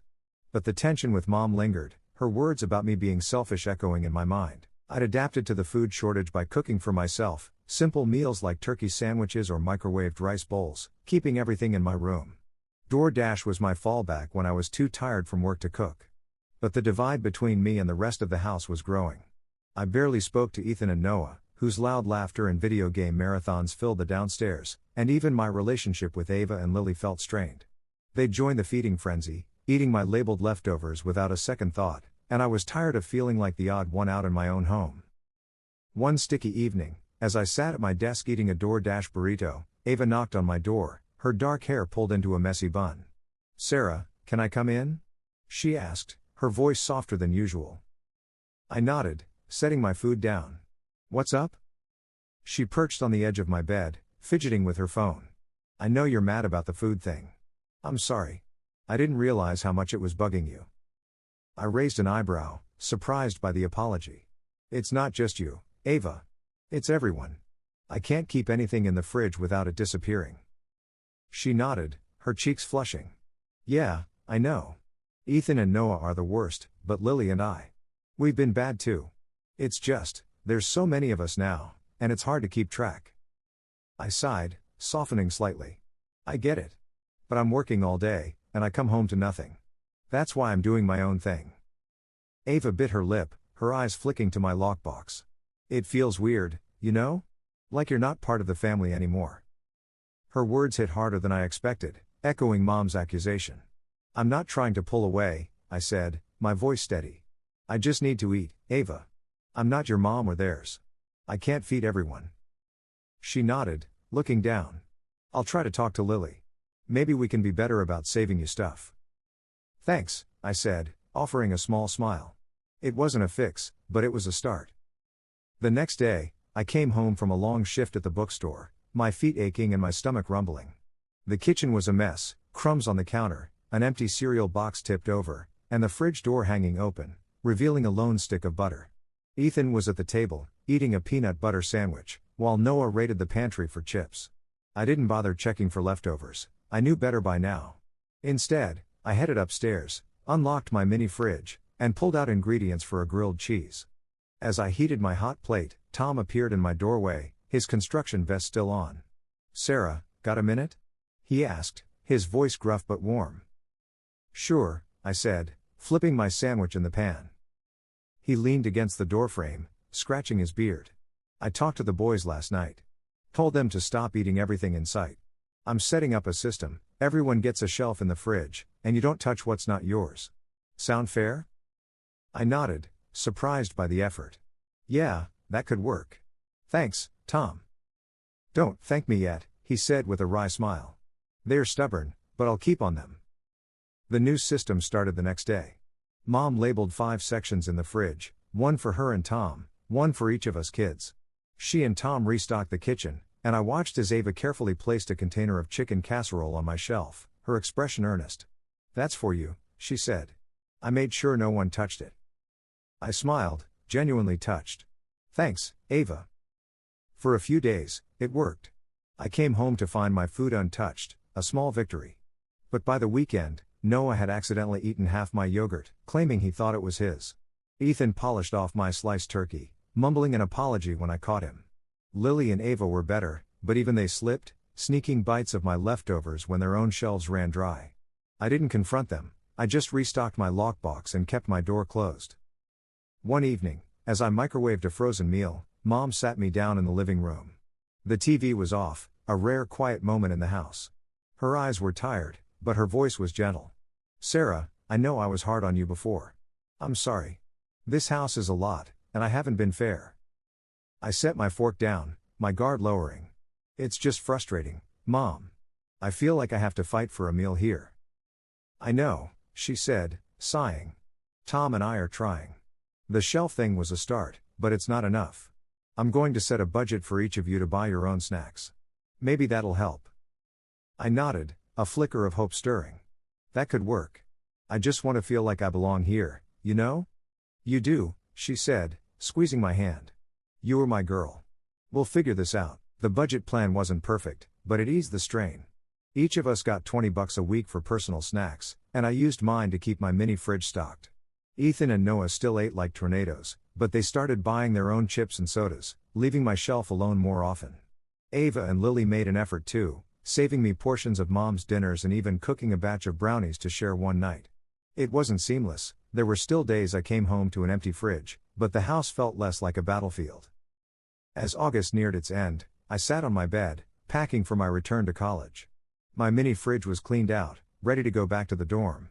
Downstairs, I heard Ava and Lily laughing with Ethan and Noah over a board game, their voices blending in a way that felt almost familial. I realized I didn't resent them anymore, not even the boys. They were kids, navigating a blended family just like I was. I'd learned to set boundaries, to protect my space, and in doing so, I'd found a way to coexist.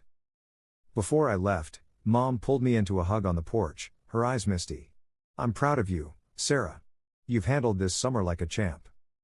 "Thanks, Mom," I said, hugging her back. "I'll miss you, maybe not the empty fridge, though." She laughed, and as I drove away, my car loaded with books and my trusty mini fridge, I felt lighter. The summer had been a lesson in standing my ground, but also in understanding.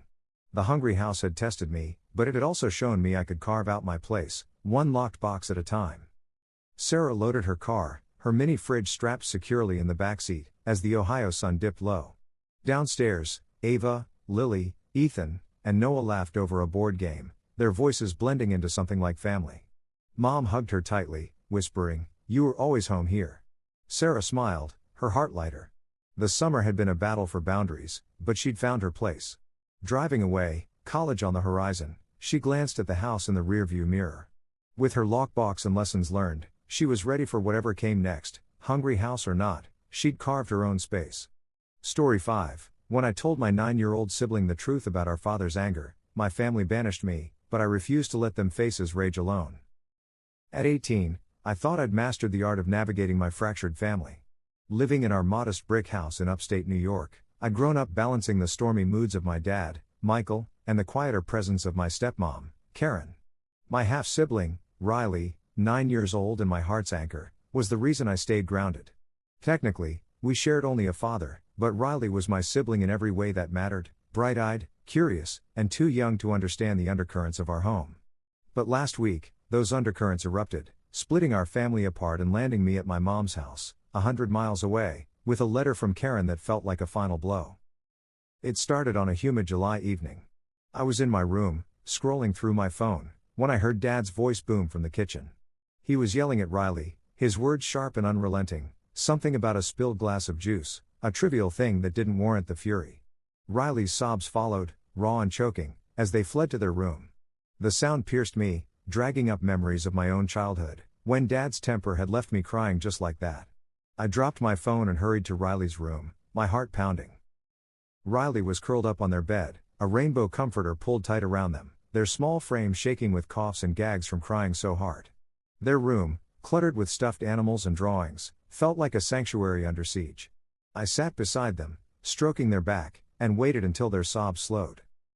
"Hey, kiddo," I said softly, handing them a tissue. "You okay?" They shook their head, eyes red and glassy. Why does Dad yell like that? Did I do something bad? My chest tightened. I'd spent years dodging Dad's emotional outbursts, his harsh words cutting deeper than any physical blow. He wasn't a monster, he could be kind, funny even, grilling burgers for neighbors or helping Riley with math homework, but his anger was a storm, unpredictable and bruising. Karen, Riley's mom, was gentler but often tiptoed around him, her silence a shield I understood too well. It's not your fault, I said, choosing my words carefully. Dad. He has a hard time controlling his anger. He was like this with me when I was your age, too. It's not about you, it's about him. Riley sniffled, clutching a stuffed bunny. Does Mom know? I hesitated. Karen loved Riley fiercely, but she rarely challenged Dad's outbursts, her fear of conflict outweighing her protective instincts. Mom's not in on it, I said. She's scared to call him out sometimes, but she loves you. You didn't do anything wrong, okay? Riley nodded, leaning into me, and we talked for an hour, about school, their favorite cartoon, anything to lift the weight. I wanted them to feel safe, to know they weren't alone. I'd survived Dad's temper by building walls, I didn't want Riley to have to do the same. But the next morning, all hell broke loose.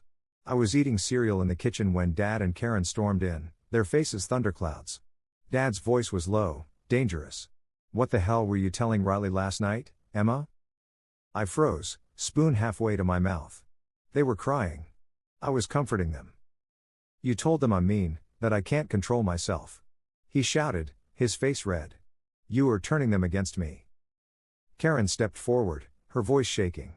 They are too young to hear that, Emma. You're confusing them, making them hate their father. I was helping them, I shot back, my own anger rising. Riley was choking on tears because of you, Dad. Someone had to tell them it's not their fault. Dad's eyes flashed. You don't get to parent my kid. You're out of line. The argument escalated, voices overlapping in a cacophony of accusations. Karen clutched her arms, her face pale, while Dad loomed over me, his finger jabbing the air. You are poisoning this family, he said. Get out. Now. I stared, stunned. You are kicking me out? If you can't respect us, you're not welcome, Karen said, her voice breaking. We'll call the police if we have to. My heart pounded, but I grabbed my backpack, shoving in clothes and my laptop. Fine, I snapped, tears burning my eyes. I called my mom, Lisa, who lived in Albany, and she was there in 2 hours, her sedan idling in the driveway as I threw my things in the backseat. Riley watched from their window, their small face pressed against the glass, and I waved, forcing a smile to hide my pain. Mom's house, a cozy apartment with mismatched furniture and the smell of her lavender candles, was a refuge. She listened as I poured out the story, her face tight with anger. Your dad's always been like this, she said, stirring a pot of soup. I'm sorry Riley's caught in it. You did the right thing, Emma. I just wanted them to know they're not alone, I said, my voice cracking. But now I can't even see them. Mom hugged me, her embrace steady. You'll find a way. Riley knows you love them. 3 days later, a letter arrived from Karen, tucked in a plain white envelope. I opened it with trembling hands, Mom hovering nearby. The words were formal, cold. Emma, you cannot return until you stop discussing our parenting with Riley. They're too young for this, and it's damaging our family. We need space to heal. I dropped the letter, my chest tight. Damaging their family? I'd only wanted to protect Riley, to shield them from the same wounds I'd carried. Mom read it, her jaw tightening. This is unfair, she said. But you're strong, Emma. You'll get through this. I nodded, but the hurt lingered. I spent the next few days in a fog, helping Mom with chores, washing dishes, folding laundry, to keep my hands busy. At night, I'd scroll through old photos of Riley and me, building a snowman last winter, laughing over ice cream at the county fair. I texted them, hoping they'd see it. I'm here, kiddo. Always. But there was no reply. Karen probably monitored their phone. I started journaling, pouring my thoughts onto the page. I wrote about Dad's outbursts when I was Riley's age, yelling over a bad grade, slamming doors when I talked back, and how I'd learned to shrink myself to avoid his anger. I didn't want that for Riley. I wrote about Karen, too, her silence a kind of complicity, though I knew she was trapped in her own way. The journal became my therapy, a way to process the pain and resolve to stay connected to Riley, no matter what. One evening, I sat with Mom on her balcony, the city lights twinkling below. What do I do now? I asked, my voice small. I can't lose Riley. You won't, Mom said, her tone firm. Write to them. Call when you can. Be the sister they need, even from a distance. And when you're back at college, you'll have more space to figure this out. I nodded, a plan forming. I'd write Riley letters, simple ones, about school or funny stories, nothing that would upset Karen. I'd save money from my campus job to visit when I could, maybe meet Riley at school or a park. I'd be their anchor, just as I'd promised. The hurt of being banished stung, but it also clarified something. I wasn't powerless. I'd survived Dad's temper, built a life at college, and found my voice. Riley deserved that chance, too. As I sipped my tea, the night air cool against my skin, I felt a quiet resolve. This wasn't the end of my story with Riley, it was just a detour. I'd find a way back to them, one letter, one call, one day at a time. Emma woke to the soft hum of her mother's apartment, the scent of lavender candles mingling with the faint aroma of brewing coffee. Sunlight filtered through the gauzy curtains of the guest room in Lisa's Albany apartment, casting a warm glow over the mismatched furniture, a creaky twin bed, a second-hand dresser, and a small desk cluttered with Emma's laptop and notebooks. It was her third day here, 100 miles from the brick house in upstate New York where she'd grown up, and the weight of her banishment still pressed against her chest like a bruise. At 18, she was navigating a new kind of exile, one born from trying to protect her 9-year-old sibling, Riley, from their father's emotional storms. The fight with her dad, Michael, and stepmom, Karen, replayed in her mind like a broken record. Riley's sobs after Dad's outburst over a spilled juice glass, the way Emma had comforted them with the truth about his anger, the explosive argument that followed, it all felt raw, immediate. Karen's letter, delivered yesterday, was a cold ultimatum. Emma couldn't return until she stopped talking to Riley about their parents. The words stung, but they also ignited a fire in her. She wasn't going to abandon Riley, not when they needed her most. Emma swung her legs out of bed, her bare feet touching the cool hardwood floor. She pulled on a hoodie and jeans, her dark hair tied into a messy bun, and padded to the kitchen. Lisa, her mom, was at the counter, pouring coffee into a chipped mug. Her blonde hair was streaked with gray, and her eyes, the same hazel as Emma's, carried a quiet strength. "Morning, sweetheart," Lisa said, sliding a mug toward her. "Sleep okay?" Emma shrugged, wrapping her hands around the warm ceramic. "Not really. Kept thinking about Riley." Lisa nodded, her expression softening. "You were worried about them. That's natural. But you're here now, and we'll figure this out together." Emma sipped her coffee, the bitterness grounding her. "I just don't get why Dad and Karen think I'm the bad guy. I was trying to help Riley, not hurt them." Lisa leaned against the counter, her voice steady but laced with old pain. "Your dad's always had a temper. When we were married, I learned to pick my battles. Karen's in the same boat, trying to keep the peace. But you did the right thing, Emma. Riley needed to hear they're not to blame." Emma's throat tightened. She'd grown up dodging Michael's outbursts, sharp words over a forgotten chore, a slammed door after a bad day at his auto shop. He wasn't cruel all the time, he could be warm, teaching her to ride a bike or cheering at her soccer games. But his anger was a shadow, unpredictable and heavy, and it had shaped her childhood. She'd built walls to protect herself, learning to stay quiet, to avoid triggering him. Riley, with their bright eyes and endless questions, didn't have those defenses yet. Emma couldn't let them grow up feeling like they deserved his wrath. "I just want to be there for them," Emma said, her voice cracking. "But now I'm stuck here, and Karen's acting like I'm poisoning Riley." Lisa reached across the counter, squeezing her hand. "You are not stuck, Emma. You're rebuilding. You can still be Riley's sister, even from here. Write to them, call when it's safe. They'll know you're in their corner." Emma nodded, the advice settling like a seed. She spent the morning helping Lisa with chores, scrubbing dishes, folding laundry, sweeping the balcony, tasks that kept her hands busy and her mind from spiraling. The apartment was small but cozy, with bookshelves overflowing and a fridge stocked with leftovers from Lisa's cooking. It was a stark contrast to the chaos of Dad's house, where the fridge was a battleground and the air was thick with tension. Here, Emma felt safe, but the distance from Riley gnawed at her. After lunch, a turkey sandwich and a glass of iced tea, Emma sat at the desk in her room, pulling out a notebook. She'd started journaling the night she arrived, pouring out her anger and fear in messy scrawls. Today, she wanted to write something for Riley, something they could hold on to. She grabbed a fresh sheet of paper, her pen hovering as she thought of what to say. "Dear Riley," she began, her handwriting careful. "I'm at Mom's place now, But I'm thinking of you all the time. You're the coolest kid I know, and I'm so proud to be your sister. Don't forget what I told you, you're awesome, and nothing you do makes Dad mad. That's on him. I'll write again soon, okay? Love, Emma. She folded the letter, tucking it into an envelope with a cartoon cat sticker, something Riley would love. She didn't know if Karen would let Riley read it, but she'd mail it anyway, hoping it would reach them. The act of writing felt like a tether, a way to bridge the 100 miles between them. That afternoon, Emma walked to a nearby park, the envelope in her pocket. The air was warm, scented with cut grass and blooming lilacs, and kids laughed on a playground in the distance. She found a bench under a maple tree and pulled out her phone, scrolling through photos of Riley, their gap-toothed grin at the county fair, their messy hands covered in paint from an art project. She texted them, a simple "miss you, kiddo," knowing Karen might intercept it but sending it anyway. No reply came, but she held on to hope. Back at the apartment, Lisa suggested a distraction. Why don't we bake something? You used to love making cookies with me. Emma smiled, the memory of flour-dusted afternoons warming her. Okay, but only if we make chocolate chip. They spent the evening in the kitchen, mixing dough and laughing as Lisa accidentally spilled sugar on the counter. The routine felt grounding, a reminder of the bond she'd rebuilt with her mom since the divorce 10 years ago. As the cookies baked, filling the apartment with a sweet aroma, Emma opened up about her fears. What if Riley thinks I abandoned them? She asked, scooping dough onto a tray. They're only 9. They might not understand why I'm gone.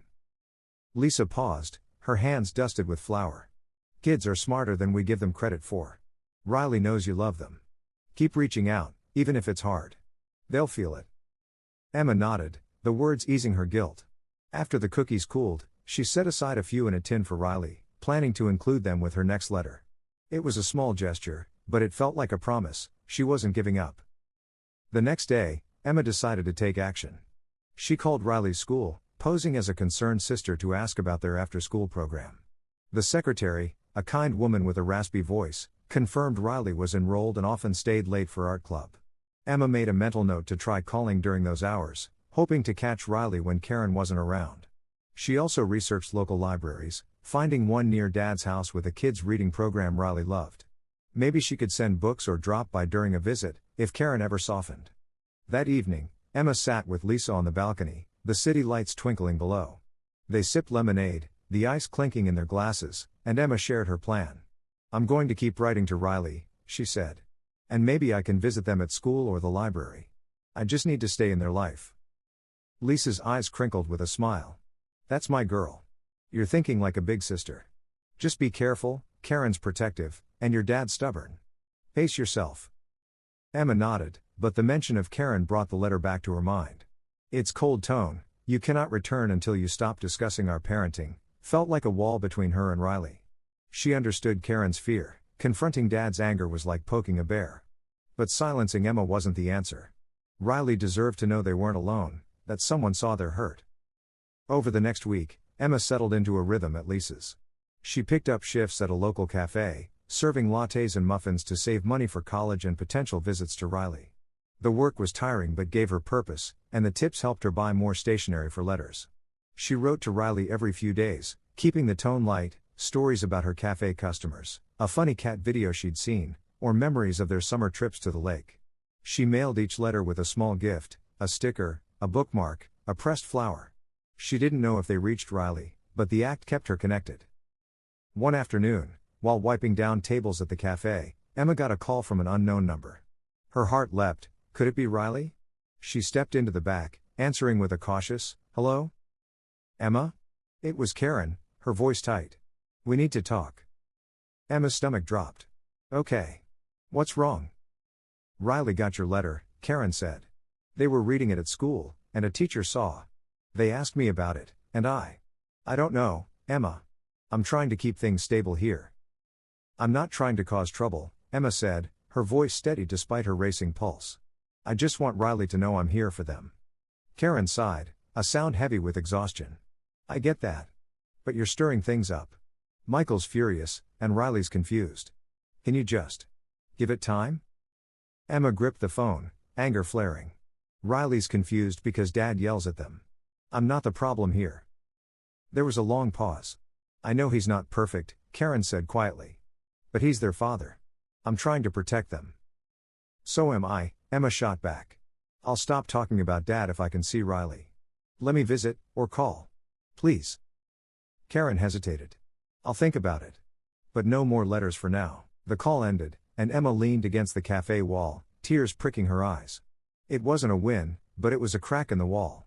She texted Lisa, who replied with a heart emoji and, "Keep going, kid. You're doing great." That night, Emma journaled furiously, her pen scratching across the page. She wrote about her anger at Dad's temper, her frustration with Karen's silence, her fear of losing Riley. But she also wrote about hope, about the letters she'd keep writing, the calls she'd try to make, the future where she and Riley could be together again. She imagined Riley at 16, strong and confident, knowing their sister had never given up. As the week ended, Emma stood on the balcony, watching the sunset paint the sky in pinks and oranges. She held a new letter for Riley, sealed but unmailed, waiting for Karen's approval. The fight had torn her from her home, but it hadn't broken her bond with Riley. She'd fight for them, one word, one step at a time, until they were side by side again. 2 weeks passed before Karen called again. Emma was restocking sugar packets at the cafe when her phone buzzed, and she nearly dropped the box seeing Karen's number. She stepped outside, the afternoon sun warm on her face. "Emma?" Karen's voice was softer this time, less guarded. "Can we meet?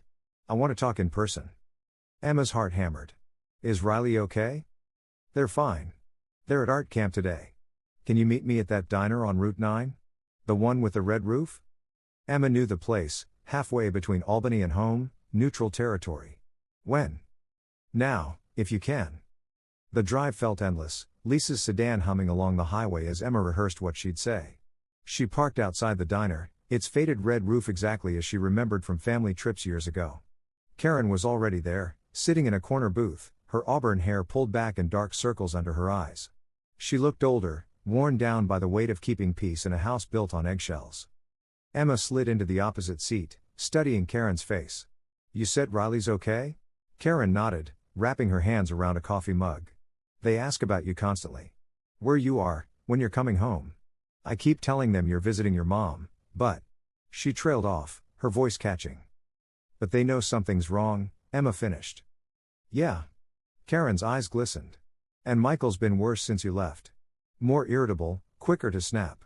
Last night, Riley spilled toothpaste in the sink, and he yelled for 10 minutes. About toothpaste, Emma. Riley just stood there, frozen." Emma's chest tightened. She'd hoped her absence might calm things, but it seemed to have the opposite effect. "What did you do?" "I cleaned the sink and put Riley to bed. What else could I do?" Karen's voice cracked. "I feel like I'm failing them, but I don't know how to stop it."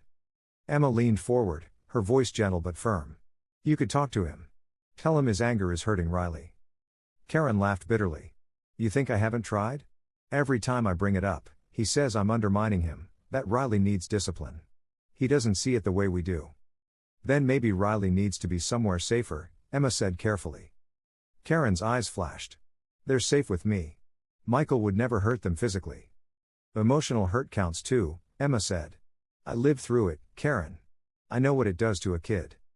They sat in silence, the diner's chatter filling the space between them. Karen stared into her coffee, and Emma could see the war playing out on her face, love for Riley battling fear of confronting Michael. "I brought something," Karen said finally, reaching into her purse. She pulled out a folded piece of paper covered in crayon drawings. "Riley made this for you." Emma unfolded it, her breath catching. It was a drawing of 2 stick figures holding hands under a rainbow, Emma plus Riley scrawled in shaky letters at the bottom. In the corner, Riley had written, "I miss you" in purple crayon. Tears blurred Emma's vision. "They drew this?" "Last week. They've been carrying it around, asking when they can give it to you." Karen's voice was thick. "Emma, I know you were trying to help. And maybe you weren't wrong about everything." Emma looked up, hope flickering. "Does this mean I can see them?" Karen hesitated. "Not at the house. Michael's still furious. But maybe we could arrange something. The library, or the park. Just for an hour." "Really?" Emma's voice broke with relief. "I need some conditions," Karen said quickly. "No talking about Michael's anger. No undermining us as parents. Just be their sister. Can you do that?" Emma wanted to argue, to fight for the right to protect Riley with the truth. But she could see the exhaustion in Karen's eyes, the genuine struggle of a woman trying to hold her family together. And more than anything, she needed to see Riley. "Okay," Emma said. "When?" "Saturday. The library has story time at 10. Riley loves it." Karen slid a napkin across the table with her phone number written on it. "Text me when you get there." Emma clutched the drawing to her chest as Karen stood to leave. "Thank you," she whispered. Karen paused. "Just be careful with their heart, Emma. They've been through enough." As Karen walked away, Emma stared at Riley's drawing, tracing the rainbow with her finger. It wasn't everything she wanted, but it was a beginning. Saturday couldn't come fast enough. Saturday morning, Emma arrived at the library early, her heart pounding as she spotted Riley in the children's section. When they saw her, their face lit up like sunrise, and they ran into her arms with a breathless Emma. The librarian shushed them, but Emma didn't care. She held Riley tight, feeling their small heartbeat against her chest. "I missed you so much," Riley whispered, clutching the stuffed bunny from their room. Emma pulled back, studying their face, still bright-eyed, still curious, still hers. "I missed you too, kiddo. But I'm here now." They spent the hour reading together, Riley's head on Emma's shoulder as she turned pages of their favorite book about brave knights and magical kingdoms. When Karen appeared to take Riley home, Emma squeezed their hand. "Same time next week?" she asked Karen hopefully. Karen nodded, and Emma felt something shift, not healing, but hope. The road ahead would be long, full of careful steps and small victories, but she'd found her way back to Riley. That was enough to start rebuilding their world, one story at a time. Story 6, From Sisterly Strife to Motherly Strength, Rachel's battle to name her daughter Audrey amid family drama and doubt. At 32, I was 7 months pregnant, my belly round with the promise of our first daughter. My husband, Ethan, 33, and I had spent countless evenings curled up on our couch in our cozy Seattle apartment, tossing around baby names. We'd sifted through lists, debated meanings, and tested how names rolled off the tongue. After weeks of back and forth, we landed on Audrey, a name that felt timeless, elegant, like a nod to classic Hollywood and quiet strength. It suited the little girl we imagined, with Ethan's blue eyes and my curly brown hair. We were thrilled, picturing her as our Audrey, toddling through life with a name that carried grace. The baby shower was meant to be a celebration, a sunny Saturday in August at my best friend Clara's backyard. The space was transformed with pink and gold balloons, a table piled with gifts, tiny onesies, stuffed bunnies, and a handmade quilt from Ethan's mom. Our closest friends and family mingled, sipping lemonade and nibbling on cupcakes frosted with little bows. My 2 sisters, Megan and Sophie, were there, along with our parents, Ethan's siblings, and a handful of co-workers from my marketing job. The air buzzed with laughter and anticipation, and I felt a glow that wasn't just pregnancy hormones. As we played a game guessing baby names, Clara had set up a chalkboard for suggestions. I stood to share our choice. "We've decided," I said, my hand resting on my belly, Ethan's arm around my shoulders. "Her name will be Audrey." The crowd cooed, clapping softly. My mom beamed, saying, "Oh, that's lovely, Rachel." Ethan's sister nodded, adding, "So classic." But then Megan, my older sister by 2 years, let out a sharp laugh from her seat by the dessert table. At 34, Megan was a force, blunt, opinionated, with a knack for stealing the spotlight. Her blonde hair was swept into a tight ponytail, and her eyes glinted with something I couldn't quite read. "Audrey?" she said, loud enough for everyone to hear. "That's such an outdated name. Like, what, are you naming her after your grandma's knitting club? Kids will bully her for that." The backyard fell silent, the only sound the rustle of leaves in the breeze. My face flushed, a mix of shock and embarrassment. Ethan's grip on my shoulder tightened, his jaw clenching. I forced a smile, trying to keep the mood light. "We love it, Megan.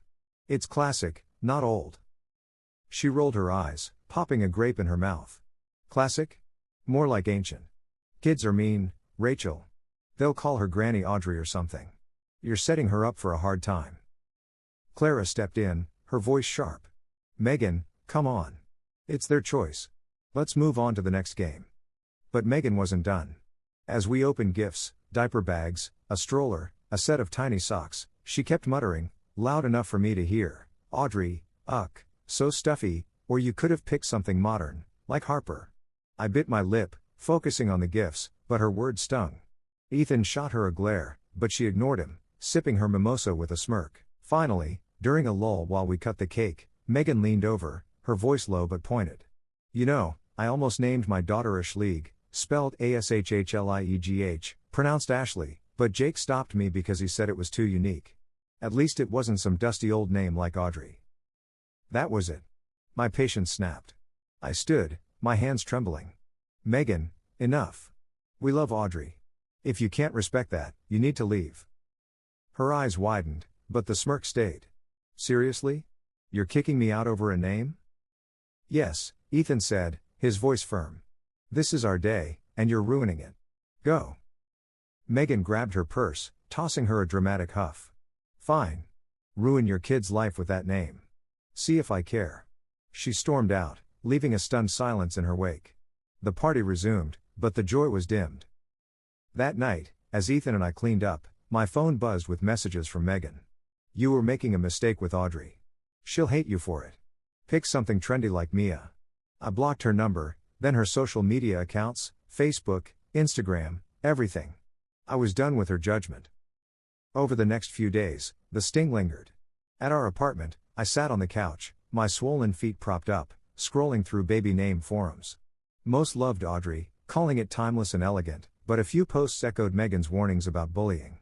Doubt crept in. Had we chosen wrong? Ethan noticed my quiet mood. You okay, Rach?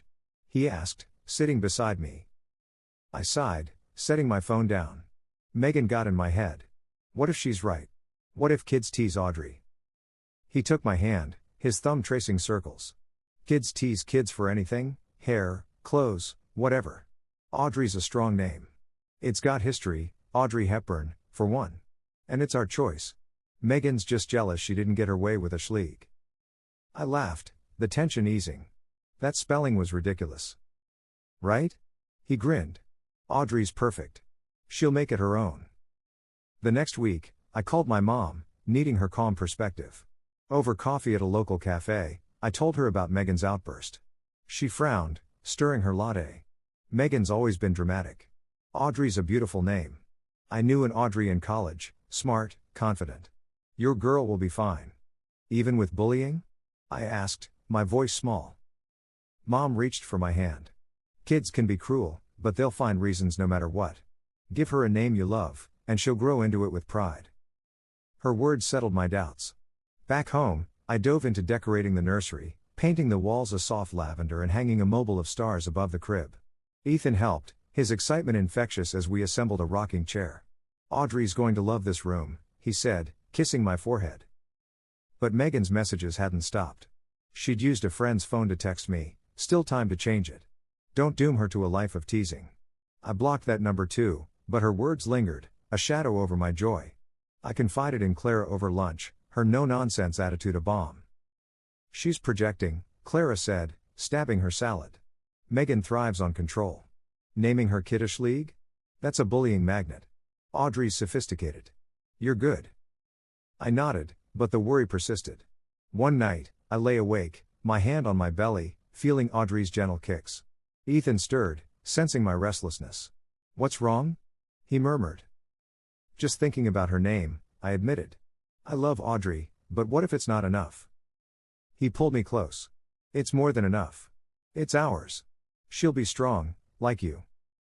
The next day, I visited my OB/GYN, Dr. Patel, who noticed my quiet mood. Everything okay, Rachel? She asked, checking my chart. I hesitated, then spilled the story. She smiled, her eyes warm. Audrey's a lovely name. I've met many Audreys, doctors, teachers, artists. Names don't define kids, their strength does. You're giving her a great start. Her words were a lifeline. I spent the final weeks of my pregnancy embracing our choice, ignoring Megan's lingering jabs through mutual friends. At the hospital, when Audrey arrived, 7 pounds, 2 ounces, with Ethan's blue eyes, I whispered her name, tears falling. Audrey, I said, and it felt right, like a promise. Megan's warnings faded, replaced by the weight of my daughter in my arms. Her name was hers, and it was perfect. The Seattle rain pattered against the windows of our apartment, a gentle rhythm that usually soothed me but tonight felt like a drumbeat of unease.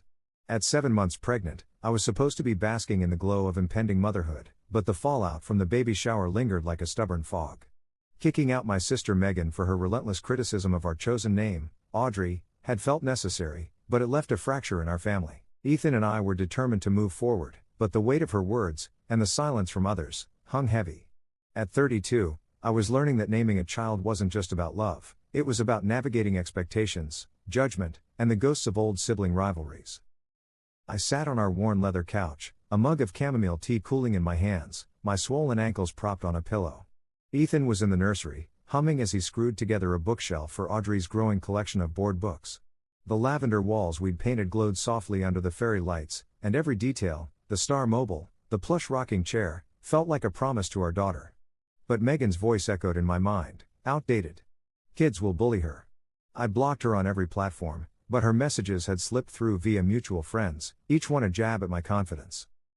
Ethan emerged, wiping sawdust off his jeans, his blue eyes catching the lamplight. "Shelf's done," he said, grinning. "Audrey's gonna have the best library." He noticed my expression and sat beside me, his arm sliding around my shoulders. "You okay, Rachel?" I sighed, leaning into him.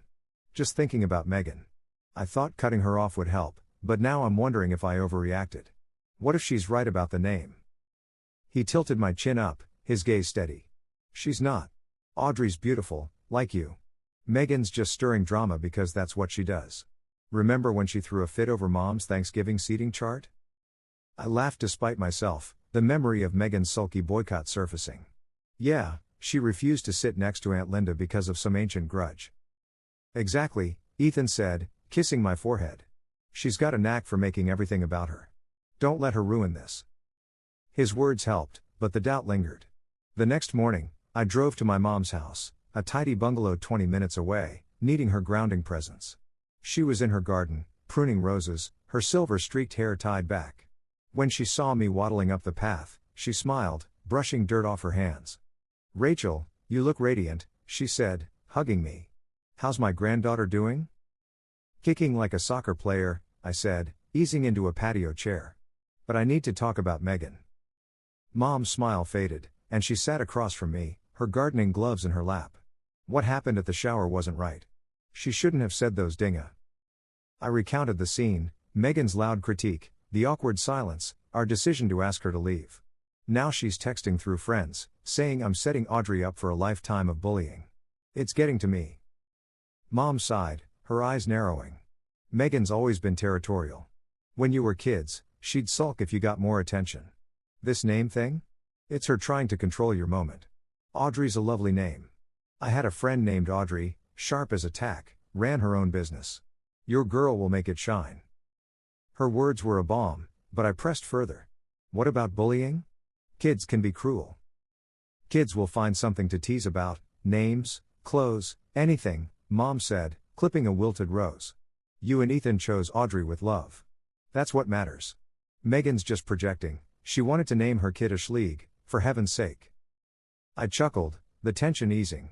Ethan keeps reminding me of that spelling. 2 H's, really? Mom laughed, shaking her head. "Exactly. Let her deal with her own choices." Back home, I threw myself into nesting, organizing baby clothes and folding tiny socks. But Megan's reach extended beyond her block number. My younger sister, Sophie, called that evening, her voice hesitant.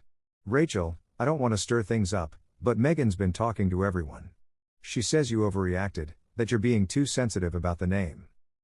I gripped the phone, my jaw tightening. She called Audrey outdated in front of everyone, Sophie. She wouldn't stop, even after we asked her to. What was I supposed to do? Sophie sighed. "I get it. She was out of line. But she's hurt, too. She feels like you shut her out of your life." "She shut herself out," I said, my voice sharper than intended. "I'm not changing my daughter's name to please her." "I know," Sophie said. "I'm on your side. Just maybe talk to her when things cool down? She's still your sister." I hung up, the conversation leaving me unsettled. Sophie's attempt at peacemaking was well-intentioned, but it felt like another layer of pressure. I didn't want to reconcile with Megan, not yet. Her words had cut too deep, and I was protecting my peace, and Audrey's. The next day, I had an appointment with Dr. Patel, my OB-GYN. The waiting room smelled of antiseptic and flowers, and I fidgeted, my hands resting on my belly. When Dr. Patel called me in, her warm smile eased my nerves. She checked my vitals, listened to Audrey's heartbeat, a strong, steady thump, and nodded approvingly. "Everything looks great," she said, adjusting her glasses. "You seem a bit tense, though. What's on your mind?" I hesitated, then spilled the story, the shower, Megan's comments, the doubt she'd planted. "I love the name Audrey, but now I'm worried it'll make her a target." Dr. Patel leaned back, her expression thoughtful. "Names are personal. I've met Audreys who are doctors, musicians, mothers, all strong women. Bullying happens, but it's not about the name, it's about how kids navigate the world. You're giving her a foundation of love. That's what shapes her." Her words echoed Mom's, grounding me further. "Thanks," I said, my voice thick. I needed to hear that. At home, Ethan and I sat down to dinner, grilled salmon and roasted veggies, a rare treat I'd had the energy to cook. I told him about Mom and Dr. Patel, and he listened, his fork paused midair. "See? Everyone but Megan gets it," he said, grinning. "Audrey's our girl. Megan's just mad she didn't get to name her kid something with 3 H's. I laughed, the knot in my chest loosening. But later, as I scrolled through a baby name forum, I saw a new message from an unknown account: "Audrey's a grandma name. Kids will eat her alive. Pick something fresh." The tone screamed Megan. I blocked the account, my fingers trembling, but the intrusion felt personal, a reminder of her refusal to let go. Determined to reclaim my joy, I called Clara the next morning.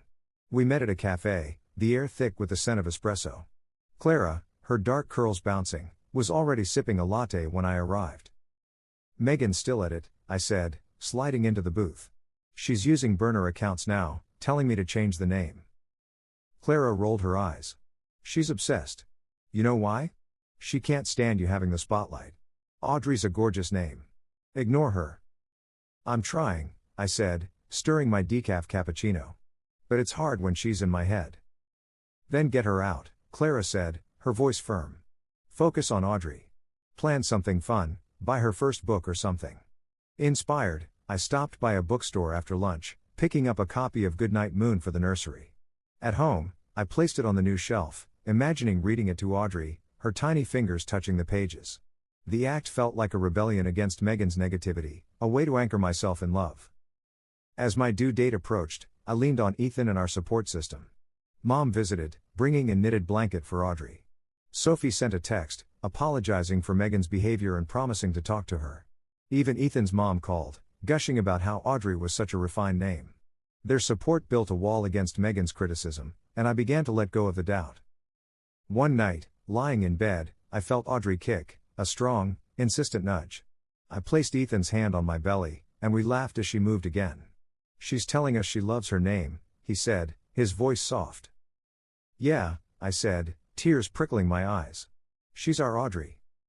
The rift with Megan wasn't healed, and maybe it wouldn't be for a while. But I was done letting her shadow dim my joy. Audrey was coming, and her name was a gift, one we'd chosen with love. As the rain tapped the windows, I closed my eyes, ready to meet my daughter, ready to let her make her name her own. The Seattle sky was a soft gray, a gentle drizzle misting the windows of the hospital room where I lay, my body weary but my heart soaring. It was late September, and at 32, I'd just become a mother. Audrey, our daughter, rested in my arms, her tiny face scrunched in sleep, a wisp of dark curls peeking from her pink knit cap. At 7 pounds, 3 ounces, with Ethan's piercing blue eyes and a hint of my freckles, she was perfect. Her name, Audrey, felt like a melody as I whispered it, a promise kept after months of doubt and defiance. Ethan sat beside me, his hand gentle on my shoulder, his own eyes misty with awe. The past 2 months had been a whirlwind. Megan's relentless criticism at the baby shower, calling Audrey's name outdated and predicting bullying, had left a scar, deepened by her persistent messages through burner accounts and mutual friends. I'd blocked her on every platform, but her words had burrowed into my mind, sowing seeds of worry. What if she was right? What if our choice burdened our daughter? Yet, the support of Ethan, my mom, Clara, and even Dr. Patel had bolstered me, reminding me that Audrey's name was ours to give, chosen with love and intention. The nursery was ready, its lavender walls glowing under the Star Mobile, a stack of books like Goodnight Moon waiting on the shelf Ethan had built. But the rift with Megan lingered, a shadow over our joy. My younger sister, Sophie, had tried to mediate, urging me to talk to Megan, but I wasn't ready. The hurt was too fresh, her judgment too sharp. I'd focused instead on preparing for Audrey, knitting booties with Mom, assembling the crib with Ethan, and ignoring the occasional barbed text that slipped through. Now, in the quiet of the hospital room, none of that mattered. Audrey's soft breaths were a rhythm that drowned out the noise. Ethan leaned down, kissing her tiny forehead. "She's perfect, Rachel," he whispered. "Just like her name." I smiled, tears spilling. Our Audrey. The hospital stay was a blur of nurses, paperwork, and firsts. Audrey's first cry, her first feed, the first time Ethan changed her diaper, his hands clumsy but tender. My mom visited, her eyes shining as she held her granddaughter. "She's an Audrey, all right," she said, stroking the baby's cheek. "Strong and graceful, like you two chose." Clara came too, bringing a stuffed unicorn and a grin.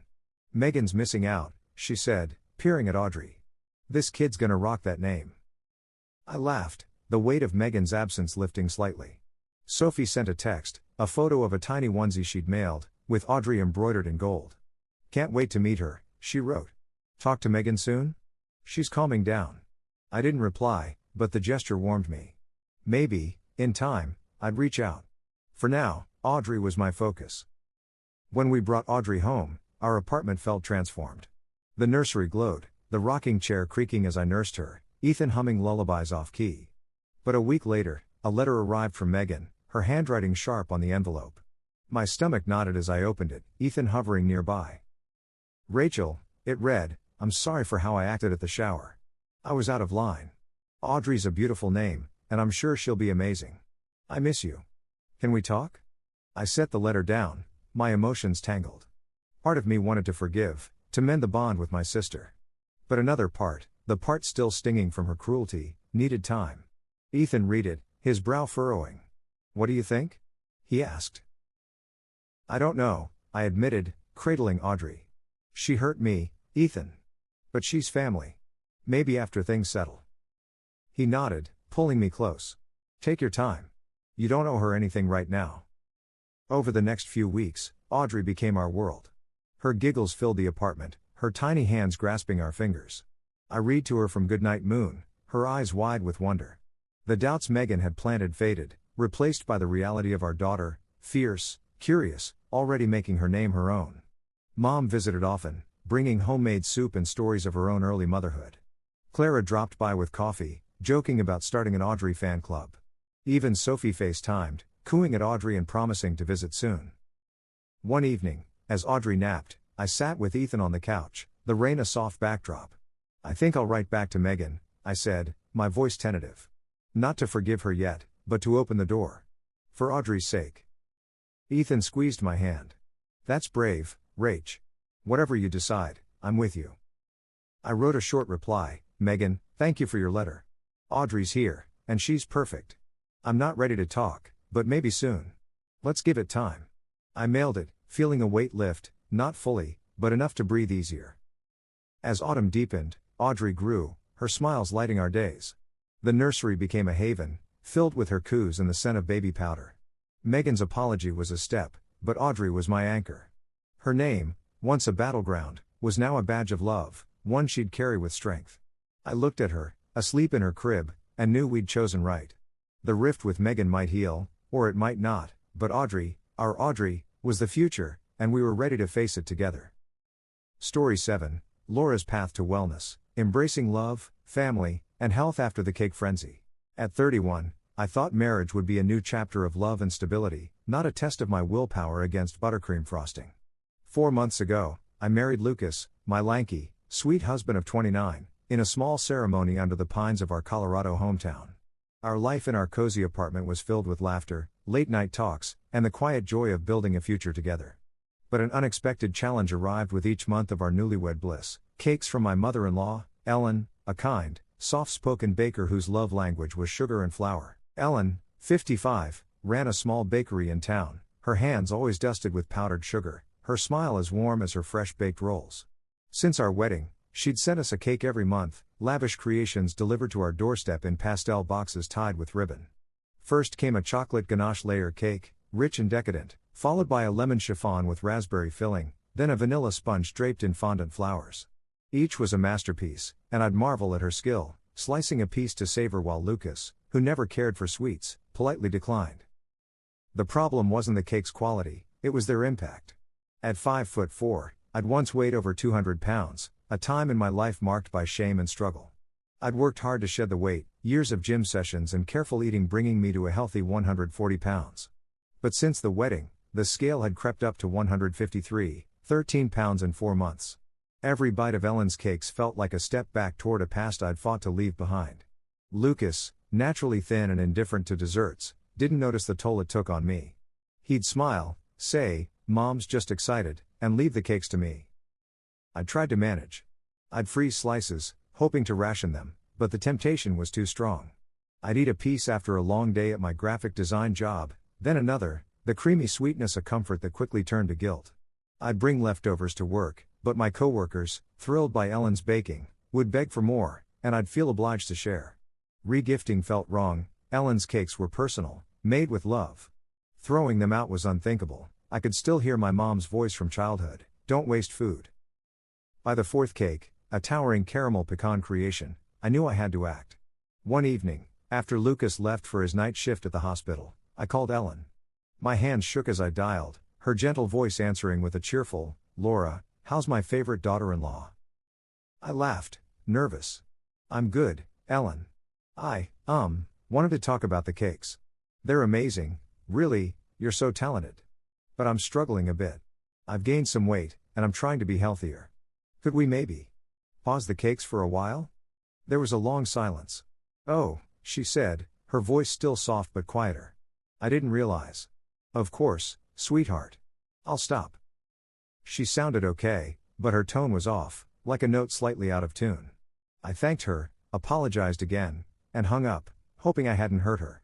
Ellen was the kind of person who'd cry quietly, never making a fuss, and the thought of upsetting her gnawed at me. I told Lucas later, and he shrugged, saying, "She'll be fine. She loves baking for you." But 2 days later, Lucas's younger brother, Nate, 25, showed up at our apartment unannounced. He was a wiry guy, a mechanic with grease-stained hands and a blunt demeanor. He stood in our living room, arms crossed, his brown eyes flashing with accusation. "You broke Mom's heart, Laura," he said, not mincing words. "She's been crying since you called. Those cakes were her way of welcoming you to the family. Why didn't you just re-gift them?" I froze, my coffee mug halfway to my lips. "Nate, I didn't mean to hurt her. I love her cakes, but I've gained 13 pounds. I'm trying to stay healthy." He scoffed, pacing. "So give them away. Take them to work, give them to neighbors. You didn't have to tell her to stop. She thinks you hate her now." My stomach twisted. "I don't hate her. I told her how much I love her baking. I can't keep eating like this." Nate shook his head. "You don't get it. Baking's her thing. It's how she shows love. You basically told her you don't want it." He left soon after, his words echoing. I sank onto the couch, guilt flooding me. Had I been too blunt? Should I have re-gifted the cakes quietly? But the thought of sneaking around felt dishonest, and I'd worked too hard to reclaim my health to risk it for the sake of sparing feelings. Still, Ellen's quiet kindness haunted me, her gentle smile, the way she'd beam when I complimented her frosting. That night, I told Lucas about Nate's visit. He frowned, running a hand through his dark hair. "He's being dramatic. Mom's sensitive, but she'll get over it. You did what you needed to." "I feel awful," I admitted, curling up beside him. "I didn't want to hurt her." "You didn't," he said, his arm around me. "You were honest. Maybe we can find another way for her to show her love." The next day, I drove to Ellen's Bakery, a charming shop with a blue awning and a sign reading Ellen's Sweet Haven. The bell jingled as I entered, the air thick with the scent of vanilla and cinnamon. Ellen was behind the counter, arranging cupcakes, her silver-streaked hair in a bun. She smiled when she saw me, but it didn't reach her eyes. "Laura, what a surprise," she said, wiping her hands on her apron. "Want a muffin?" I shook my head, my heart pounding. "Ellen, I came to apologize. I didn't mean to hurt you about the cakes. They're incredible, but I've been struggling with my weight. I used to be obese, and I'm scared of going back there." Her face softened, and she stepped around the counter. "Oh, sweetheart, I had no idea. I thought you just didn't like them." "No, I love them," I said, my voice thick. "But I've gained 13 pounds, and it's hard for me. Lucas doesn't eat sweets, so it's all on me." She nodded, her eyes glistening. "I just wanted to make you feel welcome. Baking's how I connect. I should have asked what you wanted." We hugged, her apron flowery against my sweater, and I felt a weight lift. Maybe you could teach me to bake? I suggested. Something healthier, like low-sugar recipes? I'd love to learn from you. Her smile returned, brighter now. I'd love that, Laura. Let's do it. Over the next few weeks, Ellen and I met at her bakery on weekends. She taught me to make almond flour muffins and fruit-based tarts, recipes that fit my health goals. Lucas joined sometimes, nibbling a muffin and joking about his sweet tooth finally waking up. The cake stopped arriving, replaced by these shared moments, and my weight stabilized. The scale held steady at 150, a number I could live with. Nate came around too, apologizing for his outburst after seeing Ellen's renewed spark. I just didn't want Mom to feel rejected, he said, helping me carry a tray of zucchini bread to my car. I get it, I said. She's lucky to have you looking out for her. As winter approached, Ellen and I grew closer, our baking sessions filled with laughter and stories. She shared tales of her own mother, a baker who'd inspired her, and I opened up about my weight loss journey, the shame and triumph of it. The guilt from that phone call faded, replaced by a bond stronger than any cake. Audrey's name was never questioned again, but in those flour-dusted moments, I found something sweeter, a family connection that nourished my soul, not just my body. The Colorado air was crisp, carrying the scent of pine and the promise of an early fall as I drove home from Ellen's bakery, my heart lighter but still tangled with guilt. At 31, I was 4 months into my marriage to Lucas, a lanky, sweet-natured nurse who'd brought stability to my life. Our small apartment in Fort Collins was a haven of love, with its mismatched furniture and a growing stack of baby books we'd started collecting for a future we dreamed of. But the monthly cakes from my mother-in-law, Ellen, each a masterpiece of sugar and care, had become a challenge I hadn't anticipated. After gaining 13 pounds since the wedding, I'd asked her to stop sending them, a request that had sparked hurt feelings and an unexpected visit from my brother-in-law, Nate, who'd accused me of breaking his mother's heart. Ellen's soft voice on the phone, the way it had faltered when I'd asked her to pause the cakes, replayed in my mind. Her agreement had been polite, but Nate's words, "You broke Mom's heart," cut deep. I'd spent years clawing my way out of obesity, shedding over 60 pounds through sweat and discipline, and the memory of that struggle was a shadow I couldn't shake. At 153 pounds, I wasn't overweight, but the creeping scale was a warning. Lucas, naturally thin and indifferent to sweets, couldn't relate, leaving me to face the cakes, and the emotions they stirred, alone.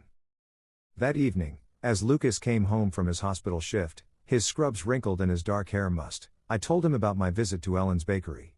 We sat at our small kitchen table, eating a simple dinner of grilled chicken and roasted broccoli, the kind of meal that kept my health goals in check. The apartment smelled of lemon cleaner, a contrast to the sugary haze of Ellen's creations. I apologized to your mom, I said, pushing a piece of broccoli around my plate. I explained about my weight struggles. She seemed okay, but I feel awful. Nate said I crushed her. Lucas frowned, setting down his fork. Nate's protective of Mom, but he overstepped. You were honest, Laura. You didn't mean to hurt her. I know, I said, my voice tight. But she's so kind. Those cakes were her way of welcoming me, and I basically told her to stop. He reached for my hand, his touch warm. You were protecting yourself. That's not selfish. Maybe we can find another way for her to show her love, something that doesn't mess with your health. His words sparked an idea I'd floated with Ellen, baking together, focusing on healthier recipes. She'd agreed, her eyes lighting up at the suggestion, and we'd planned a session for Saturday. But doubt lingered. Would it be enough to mend the hurt? I wanted to be part of this family, not the outsider who rejected their traditions. The next morning, I called my best friend, Sarah, needing her no-nonsense perspective. We met at a coffee shop downtown, its exposed brick walls and steaming espresso machines a comforting backdrop. Sarah, a yoga instructor with a sharp wit, listened as I recounted the cake saga, from Ellen's generosity to Nate's accusation. You did the right thing, Sarah said, stirring her latte. Ellen sounds sweet, but she didn't know your history. You set a boundary. Nate's just mad because he's a mama's boy. I laughed, sipping my black coffee. He's not wrong, though. Baking's her love language. I feel like I slapped her hand away. Sarah leaned forward, her eyes serious. You didn't. You were honest. Now you're meeting her halfway with this baking idea. That's generous, Laura. You're not obligated to eat her cakes to prove you love her. Her words steadied me, but the guilt persisted. I spent the rest of the week preparing for Saturday, researching low-sugar recipes, oatmeal cookies with applesauce, almond flour scones, banana bread with honey instead of sugar. I wanted to show Ellen I valued her craft, even if I couldn't indulge in her usual creations. At night, I journaled, a habit I'd picked up during my weight loss journey. I wrote about my fear of slipping back into old habits, the shame of my heavier years, the way food had once been both comfort and enemy. But I also wrote about hope, about building a bond with Ellen, about proving I could be part of her family without sacrificing myself. Saturday arrived, crisp and golden, the mountains in the distance dusted with early snow. I drove to Ellen's sweet haven, the bakery's blue awning fluttering in the breeze. Inside, the air was warm, scented with cinnamon and yeast. Ellen greeted me with a hug, her apron dusted with flour, her silver-streaked hair pulled into a loose bun.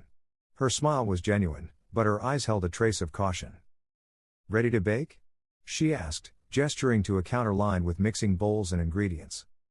"Absolutely," I said, tying on an apron she handed me. "I brought some recipes, healthier stuff. I hope that's okay." Her face lit up. "That sounds perfect, Laura. Let's try something new." We started with almond flour muffins, Ellen guiding me through the steps with a patience that eased my nerves. She showed me how to fold in blueberries without breaking them, her hands steady and practiced. As we worked, she shared stories, how her mother had taught her to bake, how she'd opened the bakery after her divorce to find purpose. I opened up too, telling her about my weight loss, the years of feeling trapped in a body I didn't recognize. "I was over 200 pounds in my 20s, I said, measuring almond flour. "It was hell, physically, emotionally. I worked so hard to get healthy, and your cakes. They're amazing, but they scare me a little." Ellen paused, her spatula still. "I had no idea, Laura. I just wanted to make you feel loved." "You did," I said quickly. "Your cakes are incredible. I just need to be careful." She nodded, her eyes soft. "I understand. I'm glad you told me. Let's make things that work for you." The morning passed in a blur of mixing, baking, and laughter. The muffins came out golden, studded with berries, and Ellen beamed as we tasted them, light, slightly sweet, guilt-free. "These are good," she said, surprised. "I might add them to the menu." I grinned, a warmth spreading through me. "I'd love that." As we cleaned up, Ellen touched my arm. "I'm sorry if I made things hard for you. I got carried away with the cakes." "I'm sorry too," I said. "I didn't mean to hurt you. I love being part of your family." We hugged, flour smudging my shirt, and I felt a crack in the wall between us mend. But Nate's visit still lingered. That evening, I told Lucas about the baking session, the kitchen glowing with the soft light of our thrift store lamp. "It went really well," I said, chopping peppers for dinner. "Your mom's excited about healthier recipes. But I keep thinking about Nate. He was so angry." Lucas sighed, stirring a pot of quinoa. "He's always been Mom's defender. He'll come around. Maybe invite him over, clear the air?" I nodded, hesitant but willing. The next day, I texted Nate, keeping it simple, "Hey, wanna come by for dinner? I'd love to talk." To my surprise, he agreed, showing up that evening with a six-pack of soda, his usual swagger softened. We ate tacos at the kitchen table, the mood tentative but warm. After Lucas cleared the plates, I took a deep breath. "Nate, I'm sorry if I hurt your mom. I didn't mean to. I just needed to protect my health." He leaned back, his expression softening. "I get it now. Mom told me about your weight loss. I shouldn't have come at you like that. She was so sad." "I know," I said. "I love her. That's why I'm learning to bake with her. I want to be part of this family." He nodded, cracking a small smile. "You are. And those muffins you made? Mom's obsessed." We laughed, the tension breaking. Over the next month, Ellen and I baked together weekly, perfecting recipes like zucchini bread and coconut flour cookies. Lucas tried them, his sweet tooth slowly waking up, and Nate even joined once, joking about being our taste tester. My weight held steady, and the scale became less of a threat. Ellen's love, once wrapped in sugar, now came through shared moments, her hands guiding mine as we kneaded dough. The cakes had stopped, but the bond we built was sweeter, a recipe for family that nourished us all. The October light filtered through the windows of our Fort Collins apartment, casting golden streaks across the hardwood floor. At 31, I was 5 months into my marriage to Lucas, and our life together felt like a warm loaf fresh from the oven, simple, comforting, but with layers of complexity beneath the crust. The rift caused by my request to stop Ellen's monthly cake deliveries had begun to heal, thanks to our new ritual of baking healthier recipes together at her Sweet Haven bakery. But the guilt from hurting my kind, soft-spoken mother-in-law, Ellen, lingered, as did the sting of my brother-in-law Nate's accusation that I'd broken her heart. At 153 pounds, 13 pounds heavier than at my wedding, I was holding steady, but a new challenge loomed, threatening to disrupt the balance I'd fought to maintain. Our weekly baking sessions with Ellen had become a highlight, a space where flour-dusted counters and shared laughter rebuilt what words had strained. Last weekend, we'd perfected a batch of low-sugar oatmeal raisin cookies, their warm spice filling the bakery with a cozy aroma. Ellen's silver-streaked hair had fallen loose from her bun as she showed me how to press the dough just right, her hands steady and patient. "You've got a knack for this, Laura," she'd said, her smile erasing the caution that had lingered since our difficult phone call. I'd opened up more, sharing stories of my past, how at 25, I'd weighed over 200 pounds, my days clouded by shame and exhaustion. Losing the weight had been a battle of gym sessions, meal planning, and therapy to untangle food's hold on my emotions. Ellen listened, her eyes soft, and shared her own struggles, running a bakery after her divorce, pouring her heart into recipes to keep her family close. "Baking saved me," she'd said, dusting flour from her apron. "I wanted it to make you feel like family, too." "You did," I'd replied, my throat tight. "These sessions mean more than any cake." Nate's visit had also shifted things. His apology over tacos, his admission that he'd overreacted, had eased the tension. He'd even joined us at the bakery once, nibbling a muffin and joking about being our official taster. But I sensed he was still watchful, protective of Ellen in a way that made me tread carefully. Lucas, ever the peacemaker, assured me Nate would come around fully, but I wasn't so sure.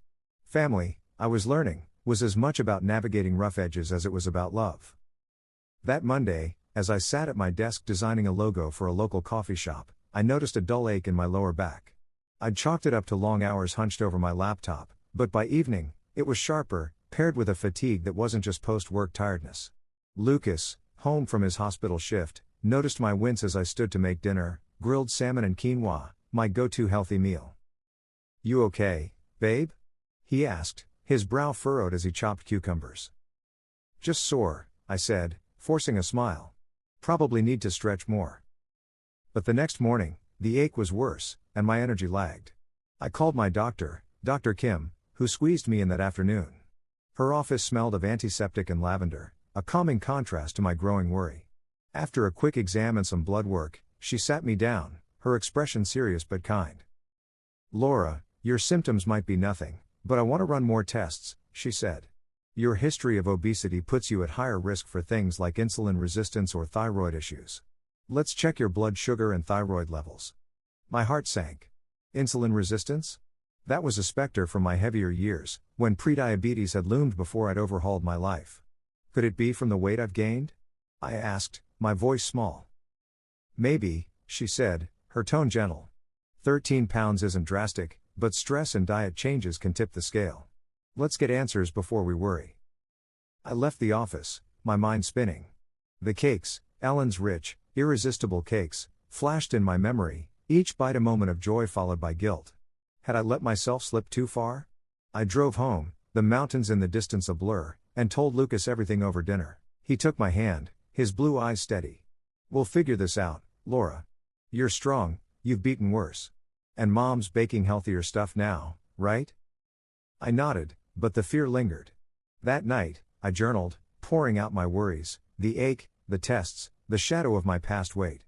I wrote about Ellen, too, her kindness, her vulnerability, the way our baking sessions had become a bridge. I didn't want to lose that, but I needed to protect my health. The next Saturday, I arrived at Sweet Haven with a list of new recipes: chia seed pudding, coconut flour scones, determined to keep our tradition alive. Ellen greeted me with a hug, her apron already dusted with flour. "Ready for something new?" she asked, her smile warm. "Always," I said, tying on my apron. I hesitated, then decided to be honest. "Ellen, I saw my doctor. I've been feeling off, and they're testing for insulin resistance or thyroid stuff. I need to be extra careful with sugar, even the healthy kind." Her face fell, her hands pausing on a mixing bowl. "Oh, Laura, I'm so sorry. Is it because of the cakes?" "No," I said quickly. "It's probably just my body being weird. But I want to keep baking with you, just, maybe, super low sugar stuff." She nodded, her eyes glistening. Of course. We'll find recipes that work. I just want you to be okay. We spent the morning making chia pudding with fresh berries, Ellen teaching me how to balance flavors without relying on sugar. As we stirred, she opened up about her own health scares, a high cholesterol diagnosis years ago that had forced her to rethink her baking. I learned to love olive oil cakes, she said, laughing. Who knew?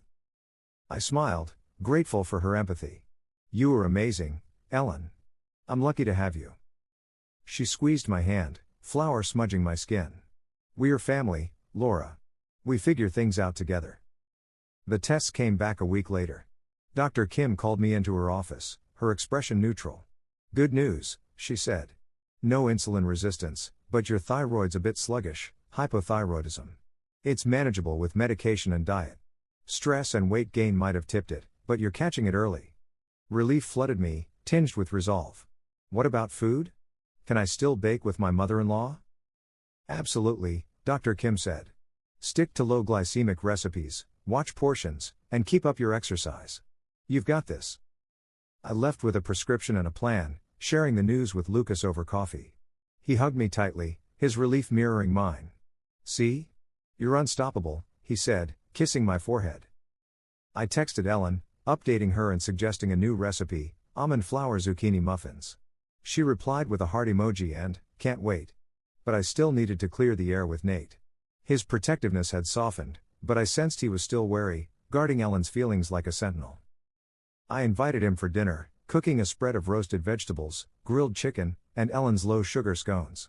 Nate arrived with a hesitant smile, his mechanic's hands scrubbed clean. Over dinner, I took a deep breath. Nate, I'm sorry if I made things tense with your mom. I love her, and I'm working to keep her in my life, health and all. He nodded, his expression softening. I was too harsh. Mom's happy baking with you again. I just didn't want her to feel pushed away. I get it, I said. She's special. I'm learning so much from her. He smiled, genuine this time. She says you're a natural. Those scones are killer. We laughed, the last of the tension dissolving. Over the next month, Ellen and I refined our recipes, creating a mini menu of healthy treats, pumpkin seed bars, berry tarts with coconut cream. Lucas joined us sometimes, his sweet tooth slowly warming to our creations. My thyroid meds kicked in, the ache fading, my energy returning.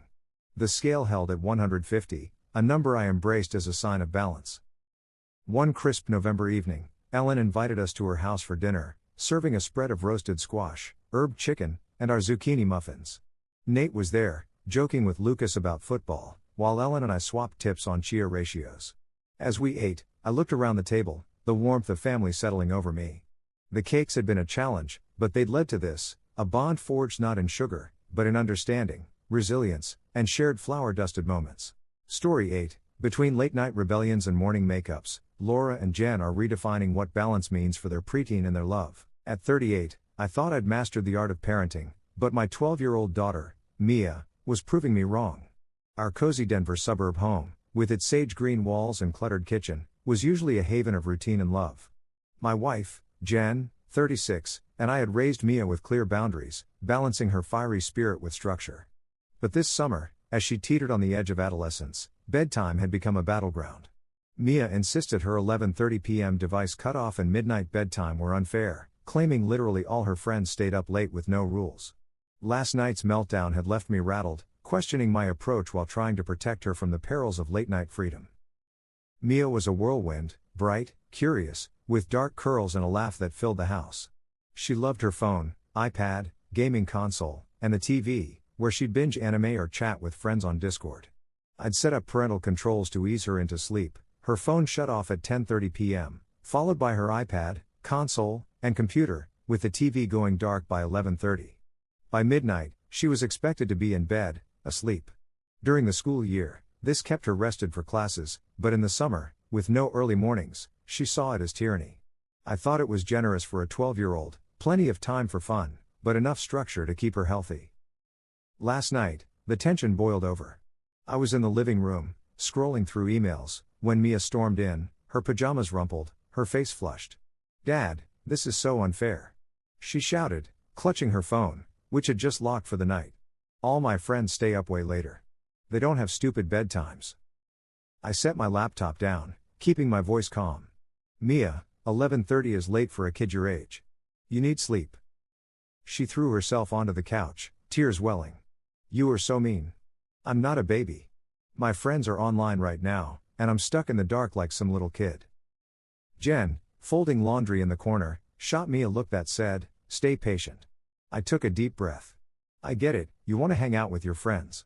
But staying up all night isn't good for you. It's not about being mean, it's about keeping you safe. Safe from what? She sobbed, her voice breaking. I'm just talking to my friends. You don't trust me. Her tears hit me hard. I remembered my own preteen summers, sneaking flashlight novels past bedtime, but the internet changed things. Late night chats could lead to risky corners of the web, strangers, cyberbullying, or worse. I also didn't want Mia sleeping until noon, missing the summer's hiking trips or her art classes. But her meltdown shook me. Was I too strict? Were her friends really free of bedtimes? Jen stepped in, her voice soft. Mia, let's calm down. We can talk about this tomorrow, okay? Mia stormed to her room, slamming the door. I looked at Jen, exhausted. She thinks I'm the bad guy. Jen sighed, sitting beside me. She's 12. Everything's unfair at that age. Maybe we could compromise a bit? It's summer, she might need a little more freedom.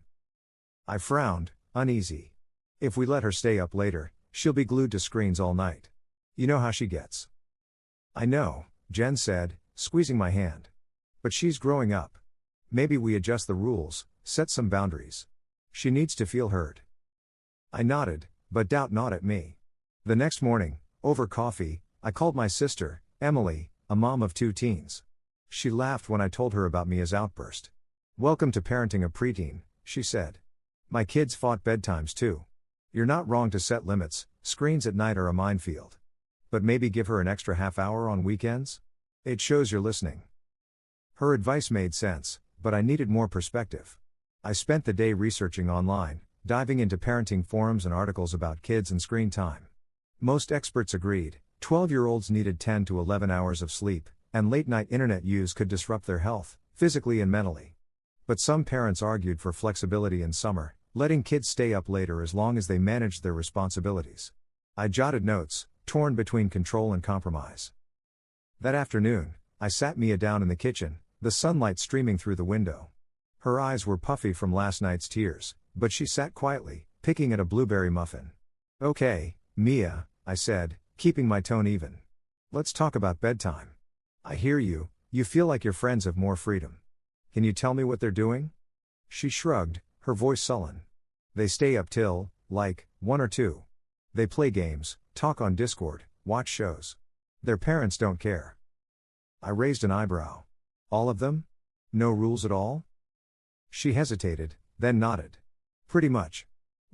Sophie's mom lets her stay up as long as she's in her room. I doubted every friend had 0 limits, but I let it slide. I'm not trying to be mean, Mia. I want you to have fun, but I also want you healthy. Late nights can mess with your sleep, and online stuff can get risky. She rolled her eyes. I'm not stupid, Dad. I don't talk to creeps. I know you're smart, I said. But I'm your dad. It's my job to worry. What if we try a compromise? During summer, you can stay up until midnight on Fridays and Saturdays, devices off by 11:30. Weekdays stay the same. Her face brightened, then dimmed. Midnight's still early. Can I have 1 a.m.? Jen, who joined us, chimed in. Let's start with midnight, sweetie. If it goes well, we can talk about later. Mia huffed but nodded. Fine. But can I use my phone longer on weekdays? I exchanged a glance with Jen. We'll think about it, I said. Let's try this for a week and see how it feels. The compromise felt like a tightrope walk. That night, I adjusted Mia's device settings, pushing the weekend cutoff to 11:30 p.m. She tested it immediately, staying up to play Animal Crossing, her laughter echoing from her room. I checked on her at midnight, finding her tucked in, her phone dark. It felt like a small victory, but I braced for pushback. Over the next week, the new rules held, mostly. Mia stayed up later on weekends, chatting with friends or watching anime, but she was up by 10 a.m. for her art classes, not sleeping the day away as I'd feared. On weekdays, she grumbled about the 10:30 cutoff but complied, her meltdowns fewer. Jan and I monitored her online activity through parental controls, ensuring her chats stayed safe. But I still wondered if I'd caved too easily. I called Sophie's mom, Karen, to get a sense of the no bedtime claim. She laughed. "Oh, Sophie exaggerates. She's up till midnight sometimes, but I make her put devices away by 11. No way she's online at 2 a.m. I chuckled, relieved. Mia's literally all was clearly a stretch. Armed with this, I sat her down again, wanting to reinforce the rules. "Mia, I talked to Sophie's mom. Her rules aren't that different from ours. I'm trying to meet you halfway, but you've got to meet me, too." She crossed her arms, but her tone softened. "Okay, Dad. It's just, I want to feel like you trust me." "I do trust you," I said, my heart softening. "But I'm also keeping you safe. That's what dads do." She nodded, a small smile breaking through. The rest of the summer passed with fewer battles. Mia thrived in her art classes, her sketches of fantastical creatures covering her walls. We went hiking as a family, Mia groaning but secretly loving the mountain trails. The bedtime compromise held, and while she still pushed for later nights, her meltdowns faded. One evening, as Jan and I tucked her in, Mia hugged me, her voice quiet. "Thanks for listening, Dad. I know you're just trying to help." I kissed her forehead, my chest tight. "Always, kiddo." The bedtime war wasn't over, adolescence promised more battles, but for now, we'd found a balance. Mia was growing up, but she was still our girl, and I'd keep fighting to keep her safe, one midnight at a time. The Denver sun hung low, casting a golden glow through the sage-green walls of our suburban home, but the warmth did little to ease the tension simmering in my chest. At 38, I, Laura, thought I'd found a fragile peace with my 12-year-old daughter, Mia, after her tearful meltdown over her bedtime rules. Her claim that literally all her friends stayed up late without restrictions had sparked a heated argument, but Jen, my wife of 36, had urged compromise. We'd adjusted Mia's summer bedtime, allowing her to stay up until midnight on weekends with devices off by 11:30 p.m., while weekdays held firm at a 10:30 p.m. device cutoff and midnight bedtime. A week into the new rules, the truce felt shaky, and I was bracing for the next battle in our ongoing war over independence and safety. Mia was a force, her dark curls bouncing as she moved, her hazel eyes sparking with defiance and curiosity. She lived for her screens, her phone for texting friends, her iPad for anime, her gaming console for Animal Crossing, and the TV for late-night Netflix binges. The parental controls I'd set, phone off at 10:30, other devices following, TV dark by 11:30, were my attempt to keep her grounded, especially in the summer when school didn't enforce a morning routine. I wanted her to enjoy her freedom but not at the cost of her health or safety. Late nights online, I knew from parenting forums and news articles, could lead to trouble, cyberbullying, inappropriate chats, or just plain sleep deprivation that turned bright kids into zombies. The first week of the compromise had gone better than expected. On Friday, Mia stayed up until midnight, giggling over Discord with her friends Sophie and Aisha, her room aglow with fairy lights. I checked on her at 11:45, finding her console off and her tucked under her rainbow comforter, scrolling her phone until it locked. Saturday was similar, and she was up by 10 a.m. both days, sketching in her art notebook with a mug of hot chocolate. Weekdays were trickier, she grumbled when her phone shut off, but she complied, retreating to her room with a book or her sketchpad. Jan and I exchanged cautious high fives, hoping we'd found a balance. But by the second week, cracks appeared. It was a humid Tuesday evening, and I was in the kitchen, chopping carrots for a stir-fry, when Mia burst in, her face flushed. "Dad, this is so stupid," she said, waving her phone, which had just gone dark. "It's only 10:30. Sophie's still online, and we were in the middle of a game." I set the knife down, wiping my hands on a dish towel. "Mia, we talked about this. 10:30 on weekdays, 11:30 on weekends. You need sleep." She crossed her arms, her voice rising. "Sleep? It's summer. I'm not even tired. You treat me like a baby." Jen, who was folding laundry in the living room, poked her head in, her blonde ponytail swinging. "Mia, tone it down. Let's talk, not yell." Mia huffed, flopping into a chair. "You guys don't get it. My friends don't have to deal with this. Aisha's parents let her stay up till, 1. I raised an eyebrow, skeptical. I'd already called Sophie's mom, Karen, who'd confirmed that Sophie's no bedtime was exaggerated, she was offline by 11. But Aisha's parents were more laid back, and I worried Mia was cherry-picking examples to bolster her case. "Mia, I'm not Aisha's dad. I'm yours. And I'm trying to keep you healthy. Late nights mess with your brain, studies say so. She rolled her eyes, a classic preteen move. Studies? Really, Dad? I'm fine. I just want to hang out with my friends. Jen stepped in, her voice calm but firm. We hear you, Mia. But Dad's right, too much screen time at night isn't great. Can you tell us what you're doing online that's so important? Mia hesitated, her defiance softening. We're just talking. Playing games, watching stuff. It's how we stay friends, you know? Sophie's moving to Boulder next month, and I won't see her as much. My heart twinged. Sophie's move was news to me, and I saw the flicker of loss in Mia's eyes. Jen caught it too, her expression softening. That's tough, sweetie, she said. Maybe we can find other ways to stay connected with Sophie, like daytime hangouts or video calls. Mia shrugged, unconvinced. It's not the same.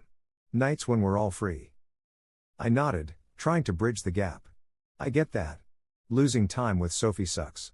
Let's try this, we'll stick with the rules for another week. If you're up on time and doing your art classes, we can talk about tweaking things. Deal? She sighed, dramatic but relenting. Fine.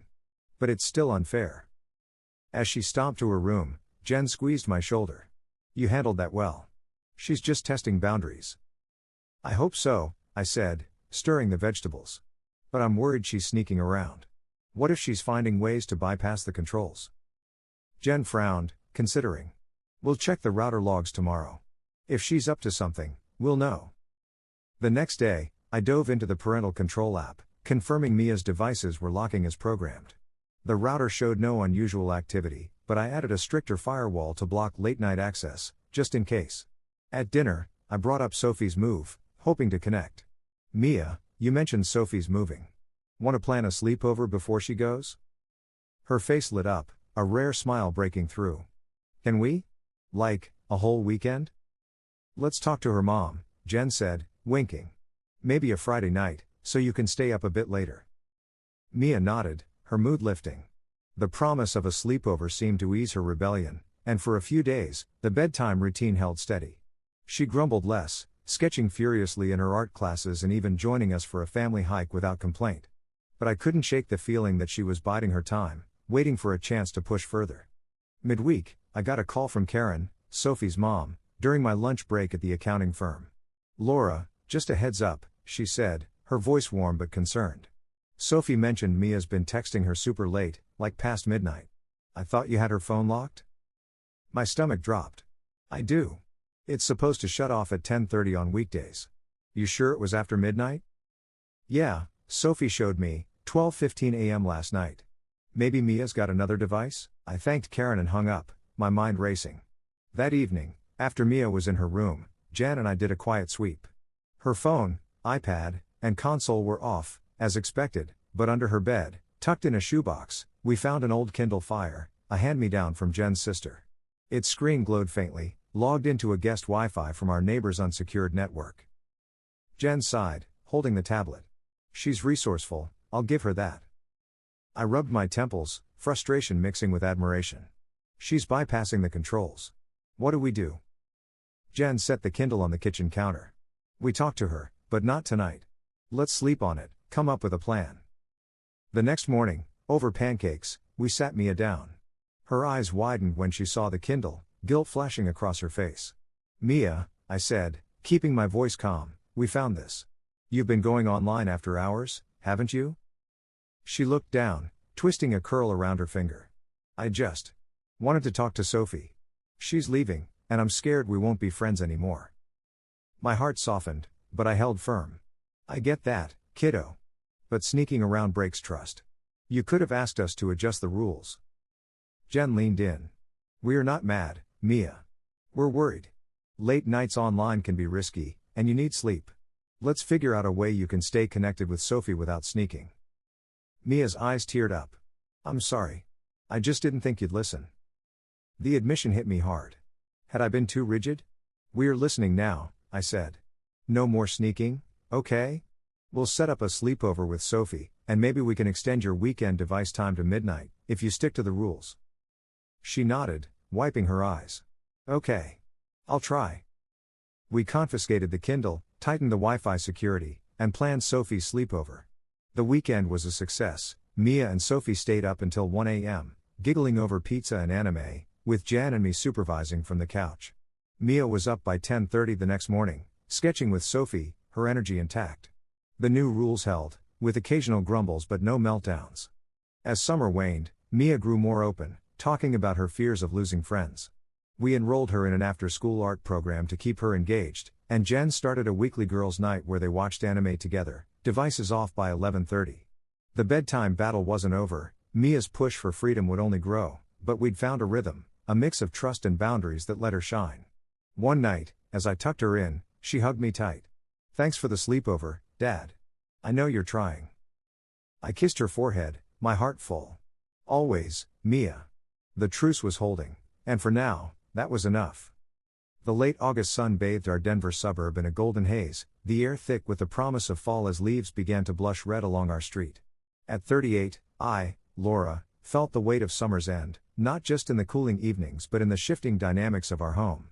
My 12-year-old daughter, Mia, had turned our sage green house into a battleground over bedtime, her tearful claim that literally all her friends had no restrictions sparking weeks of tension. Jen, my wife of 36, had pushed for compromise, and we'd adjusted Mia's summer rules, devices off by 10:30 p.m. on weekdays, 11:30 p.m. on weekends, with a midnight bedtime. A secret Kindle Fire and late-night chats with her friend Sophie had tested our trust, but a sleepover and open talks had steadied the ship. Now, as the school year loomed, I wondered if our fragile truce would hold or if Mia's push for freedom would reshape our family once more. Mia was a spark, her dark curls and hazel eyes a mirror of Jen's, her spirit a blend of stubbornness and creativity that both challenged and enchanted us. Her love for screens, phone, iPad, gaming console, TV, had fueled the bedtime war, her world of Discord chats and anime binges clashing with my need to keep her safe and rested. I'd read enough about the risks of late-night internet use, cyberbullying, sleep disruption, even mental health struggles, to hold firm, but her meltdown and Jen's call for flexibility had forced me to rethink my approach. The compromise had worked, mostly, with Mia thriving in her art classes and joining family hikes, but I sensed she was still testing the edges of her newfound freedom. The week after Sophie's sleepover, Mia was buoyant, her sketches of fantastical creatures piling up on her desk. She'd stuck to the rules, her phone locking at 10:30 p.m. on weekdays, though she'd linger in her room with books or her sketchpad, pushing the midnight bedtime to its limit. On weekends, she reveled in her extra half hour, chatting with friends until 11:30 and falling asleep by midnight without a fight. Jan and I monitored her online activity through parental controls, relieved to see her chat stayed safe, mostly banter about games and school. But I couldn't shake the worry that school, with its early mornings and social pressures, would reignite the battle. One humid evening, as I grilled burgers in the backyard, Mia approached, her sketchbook tucked under her arm. "Dad, can we talk?" she asked, her voice softer than usual. I flipped a patty, glancing at her. "Sure, kiddo. What's up?" She sat on a patio chair, her legs crossed. "School starts next week, and I know you're gonna make my bedtime earlier. I don't want to lose my time with friends." I nodded, wiping my hands on my apron. Her honesty was a step forward. "School's a different beast, Mia. You need more sleep, 10 hours, not 8. But I hear you about your friends. Let's figure out what works." Jen joined us, carrying a bowl of coleslaw.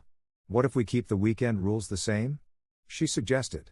"Midnight bedtime, devices off by 11:30. But weekdays, we'd need to shift earlier, say, devices off by 9:30, bedtime by 10:30. Mia's face scrunched, but she didn't explode. 9:30's so early. "Can we do 10? I exchanged a glance with Jen. "Let's try 10 p.m. device cutoff, 10:30 bedtime for the first 2 weeks of school," I said. "If your grades stay solid and you're up on time, we can talk about keeping it." She sighed, but a small smile broke through. "Okay. Deal." The negotiation felt like progress, a sign Mia was learning to meet us halfway. That night, we ate under the stars, Mia chattering about her art teacher's plan for a mural project. I watched her, my heart swelling. She was growing up, her defiance tempered by moments of understanding. But I knew the real test would come with school's demands. The first week of 7th grade was a whirlwind. Mia's alarm blared at 6:30 a.m., and she dragged herself out of bed, grumbling but functional. Her new bedtime held, phone off at 10, lights out by 10:30, and she managed her homework and art club without crashing. Jen and I took turns checking her devices, ensuring she wasn't sneaking onto the neighbor's Wi-Fi again. Sophie's move to Boulder loomed, and Mia's texts to her grew longer, her worry about losing her friends surfacing in quiet moments. One evening, as I helped her with math homework, she looked up, her pencil tapping. "Dad, Sophie's new school sounds cool, but I miss her. Can she come over again before she leaves?" "Of course," I said, touched by her openness. "We'll set up another sleepover. Maybe Aisha, too?" Her eyes lit up. "Really? That'd be awesome." The sleepover, planned for the last weekend before Sophie's move, was a hit. Mia, Sophie, and Aisha sprawled in the living room, a fortress of blankets and popcorn, giggling over a Studio Ghibli marathon. Jan and I let them stay up until 1 a.m., a special exception, and I watched from the kitchen, marveling at Mia's joy. When they finally crashed, I tucked a blanket over Mia, her face peaceful in sleep. The moment felt like a victory, not just over bedtime, but over the distance adolescence could create. But school brought new challenges. By mid-September, Mia's art club ran late twice a week, pushing her home after 6 p.m. Homework piled up, and she started nodding off at the dinner table, her eyes heavy. One night, she pushed back. "Dad, I'm swamped with school. Can I have my phone later on art club days? Just to catch up with friends?" I hesitated, remembering Dr. Kim's advice from a parenting webinar I'd watched. Consistency was key, but flexibility built trust. "Let's try 10:30 device cutoff on art club days," I said. "But you still need to be in bed by 11. We'll check in after a week." Jen nodded, approving. "And you tell us if you're feeling overwhelmed, okay? We can help." Mia agreed, her relief palpable. The adjustment worked, she managed her schedule, her grades stayed strong, and her mood lifted. But I noticed her sketching less, her energy sapped by school's pace. One Saturday, as we hiked a trail near the Rockies, I broached it. "Mia, you seem tired. Everything okay at school?" She kicked a pebble, her voice quiet. "It's just a lot. Art club's fun, but I'm always rushing. And I miss Sophie." I nodded, the mountains looming around us. "It's hard when things change. Want to talk about it?" She shrugged, but as we walked, she opened up, about missing Sophie, the pressure of new classes, the fear of not fitting in. I listened, offering small suggestions, maybe a weekly video call with Sophie, or joining a weekend art workshop to recharge. She nodded, her steps lighter, and I felt the gap between us shrink. By October, our routine solidified. Mia's school week bedtime was 10:30 p.m., with devices off at 10, and weekends stayed at midnight with an 11:30 cutoff. She joined the art workshop, her sketches blooming again, and Sophie's visits became a monthly tradition, their friendship thriving despite the distance. Jen's girls' night anime sessions became a weekly ritual, giving me a screen time within boundaries. I loosened my grip, trusting Mia's growing maturity, and she rewarded us with fewer eye rolls and more hugs. One crisp evening, as we carved pumpkins on the porch, Mia looked up, her knife pausing. "Dad, Mom, thanks for letting me stay up later sometimes. I know I was a brat before." Jen laughed, scooping pumpkin guts. "You are our brat, Mia. We love you." I hugged her, my heart full. "We just want you to be happy and safe."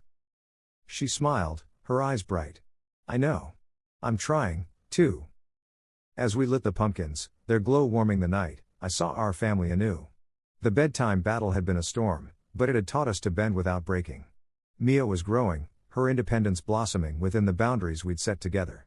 School would bring new fights, new tests, but for now, our home was a haven again, lit by trust, love, and the flicker of a midnight truce.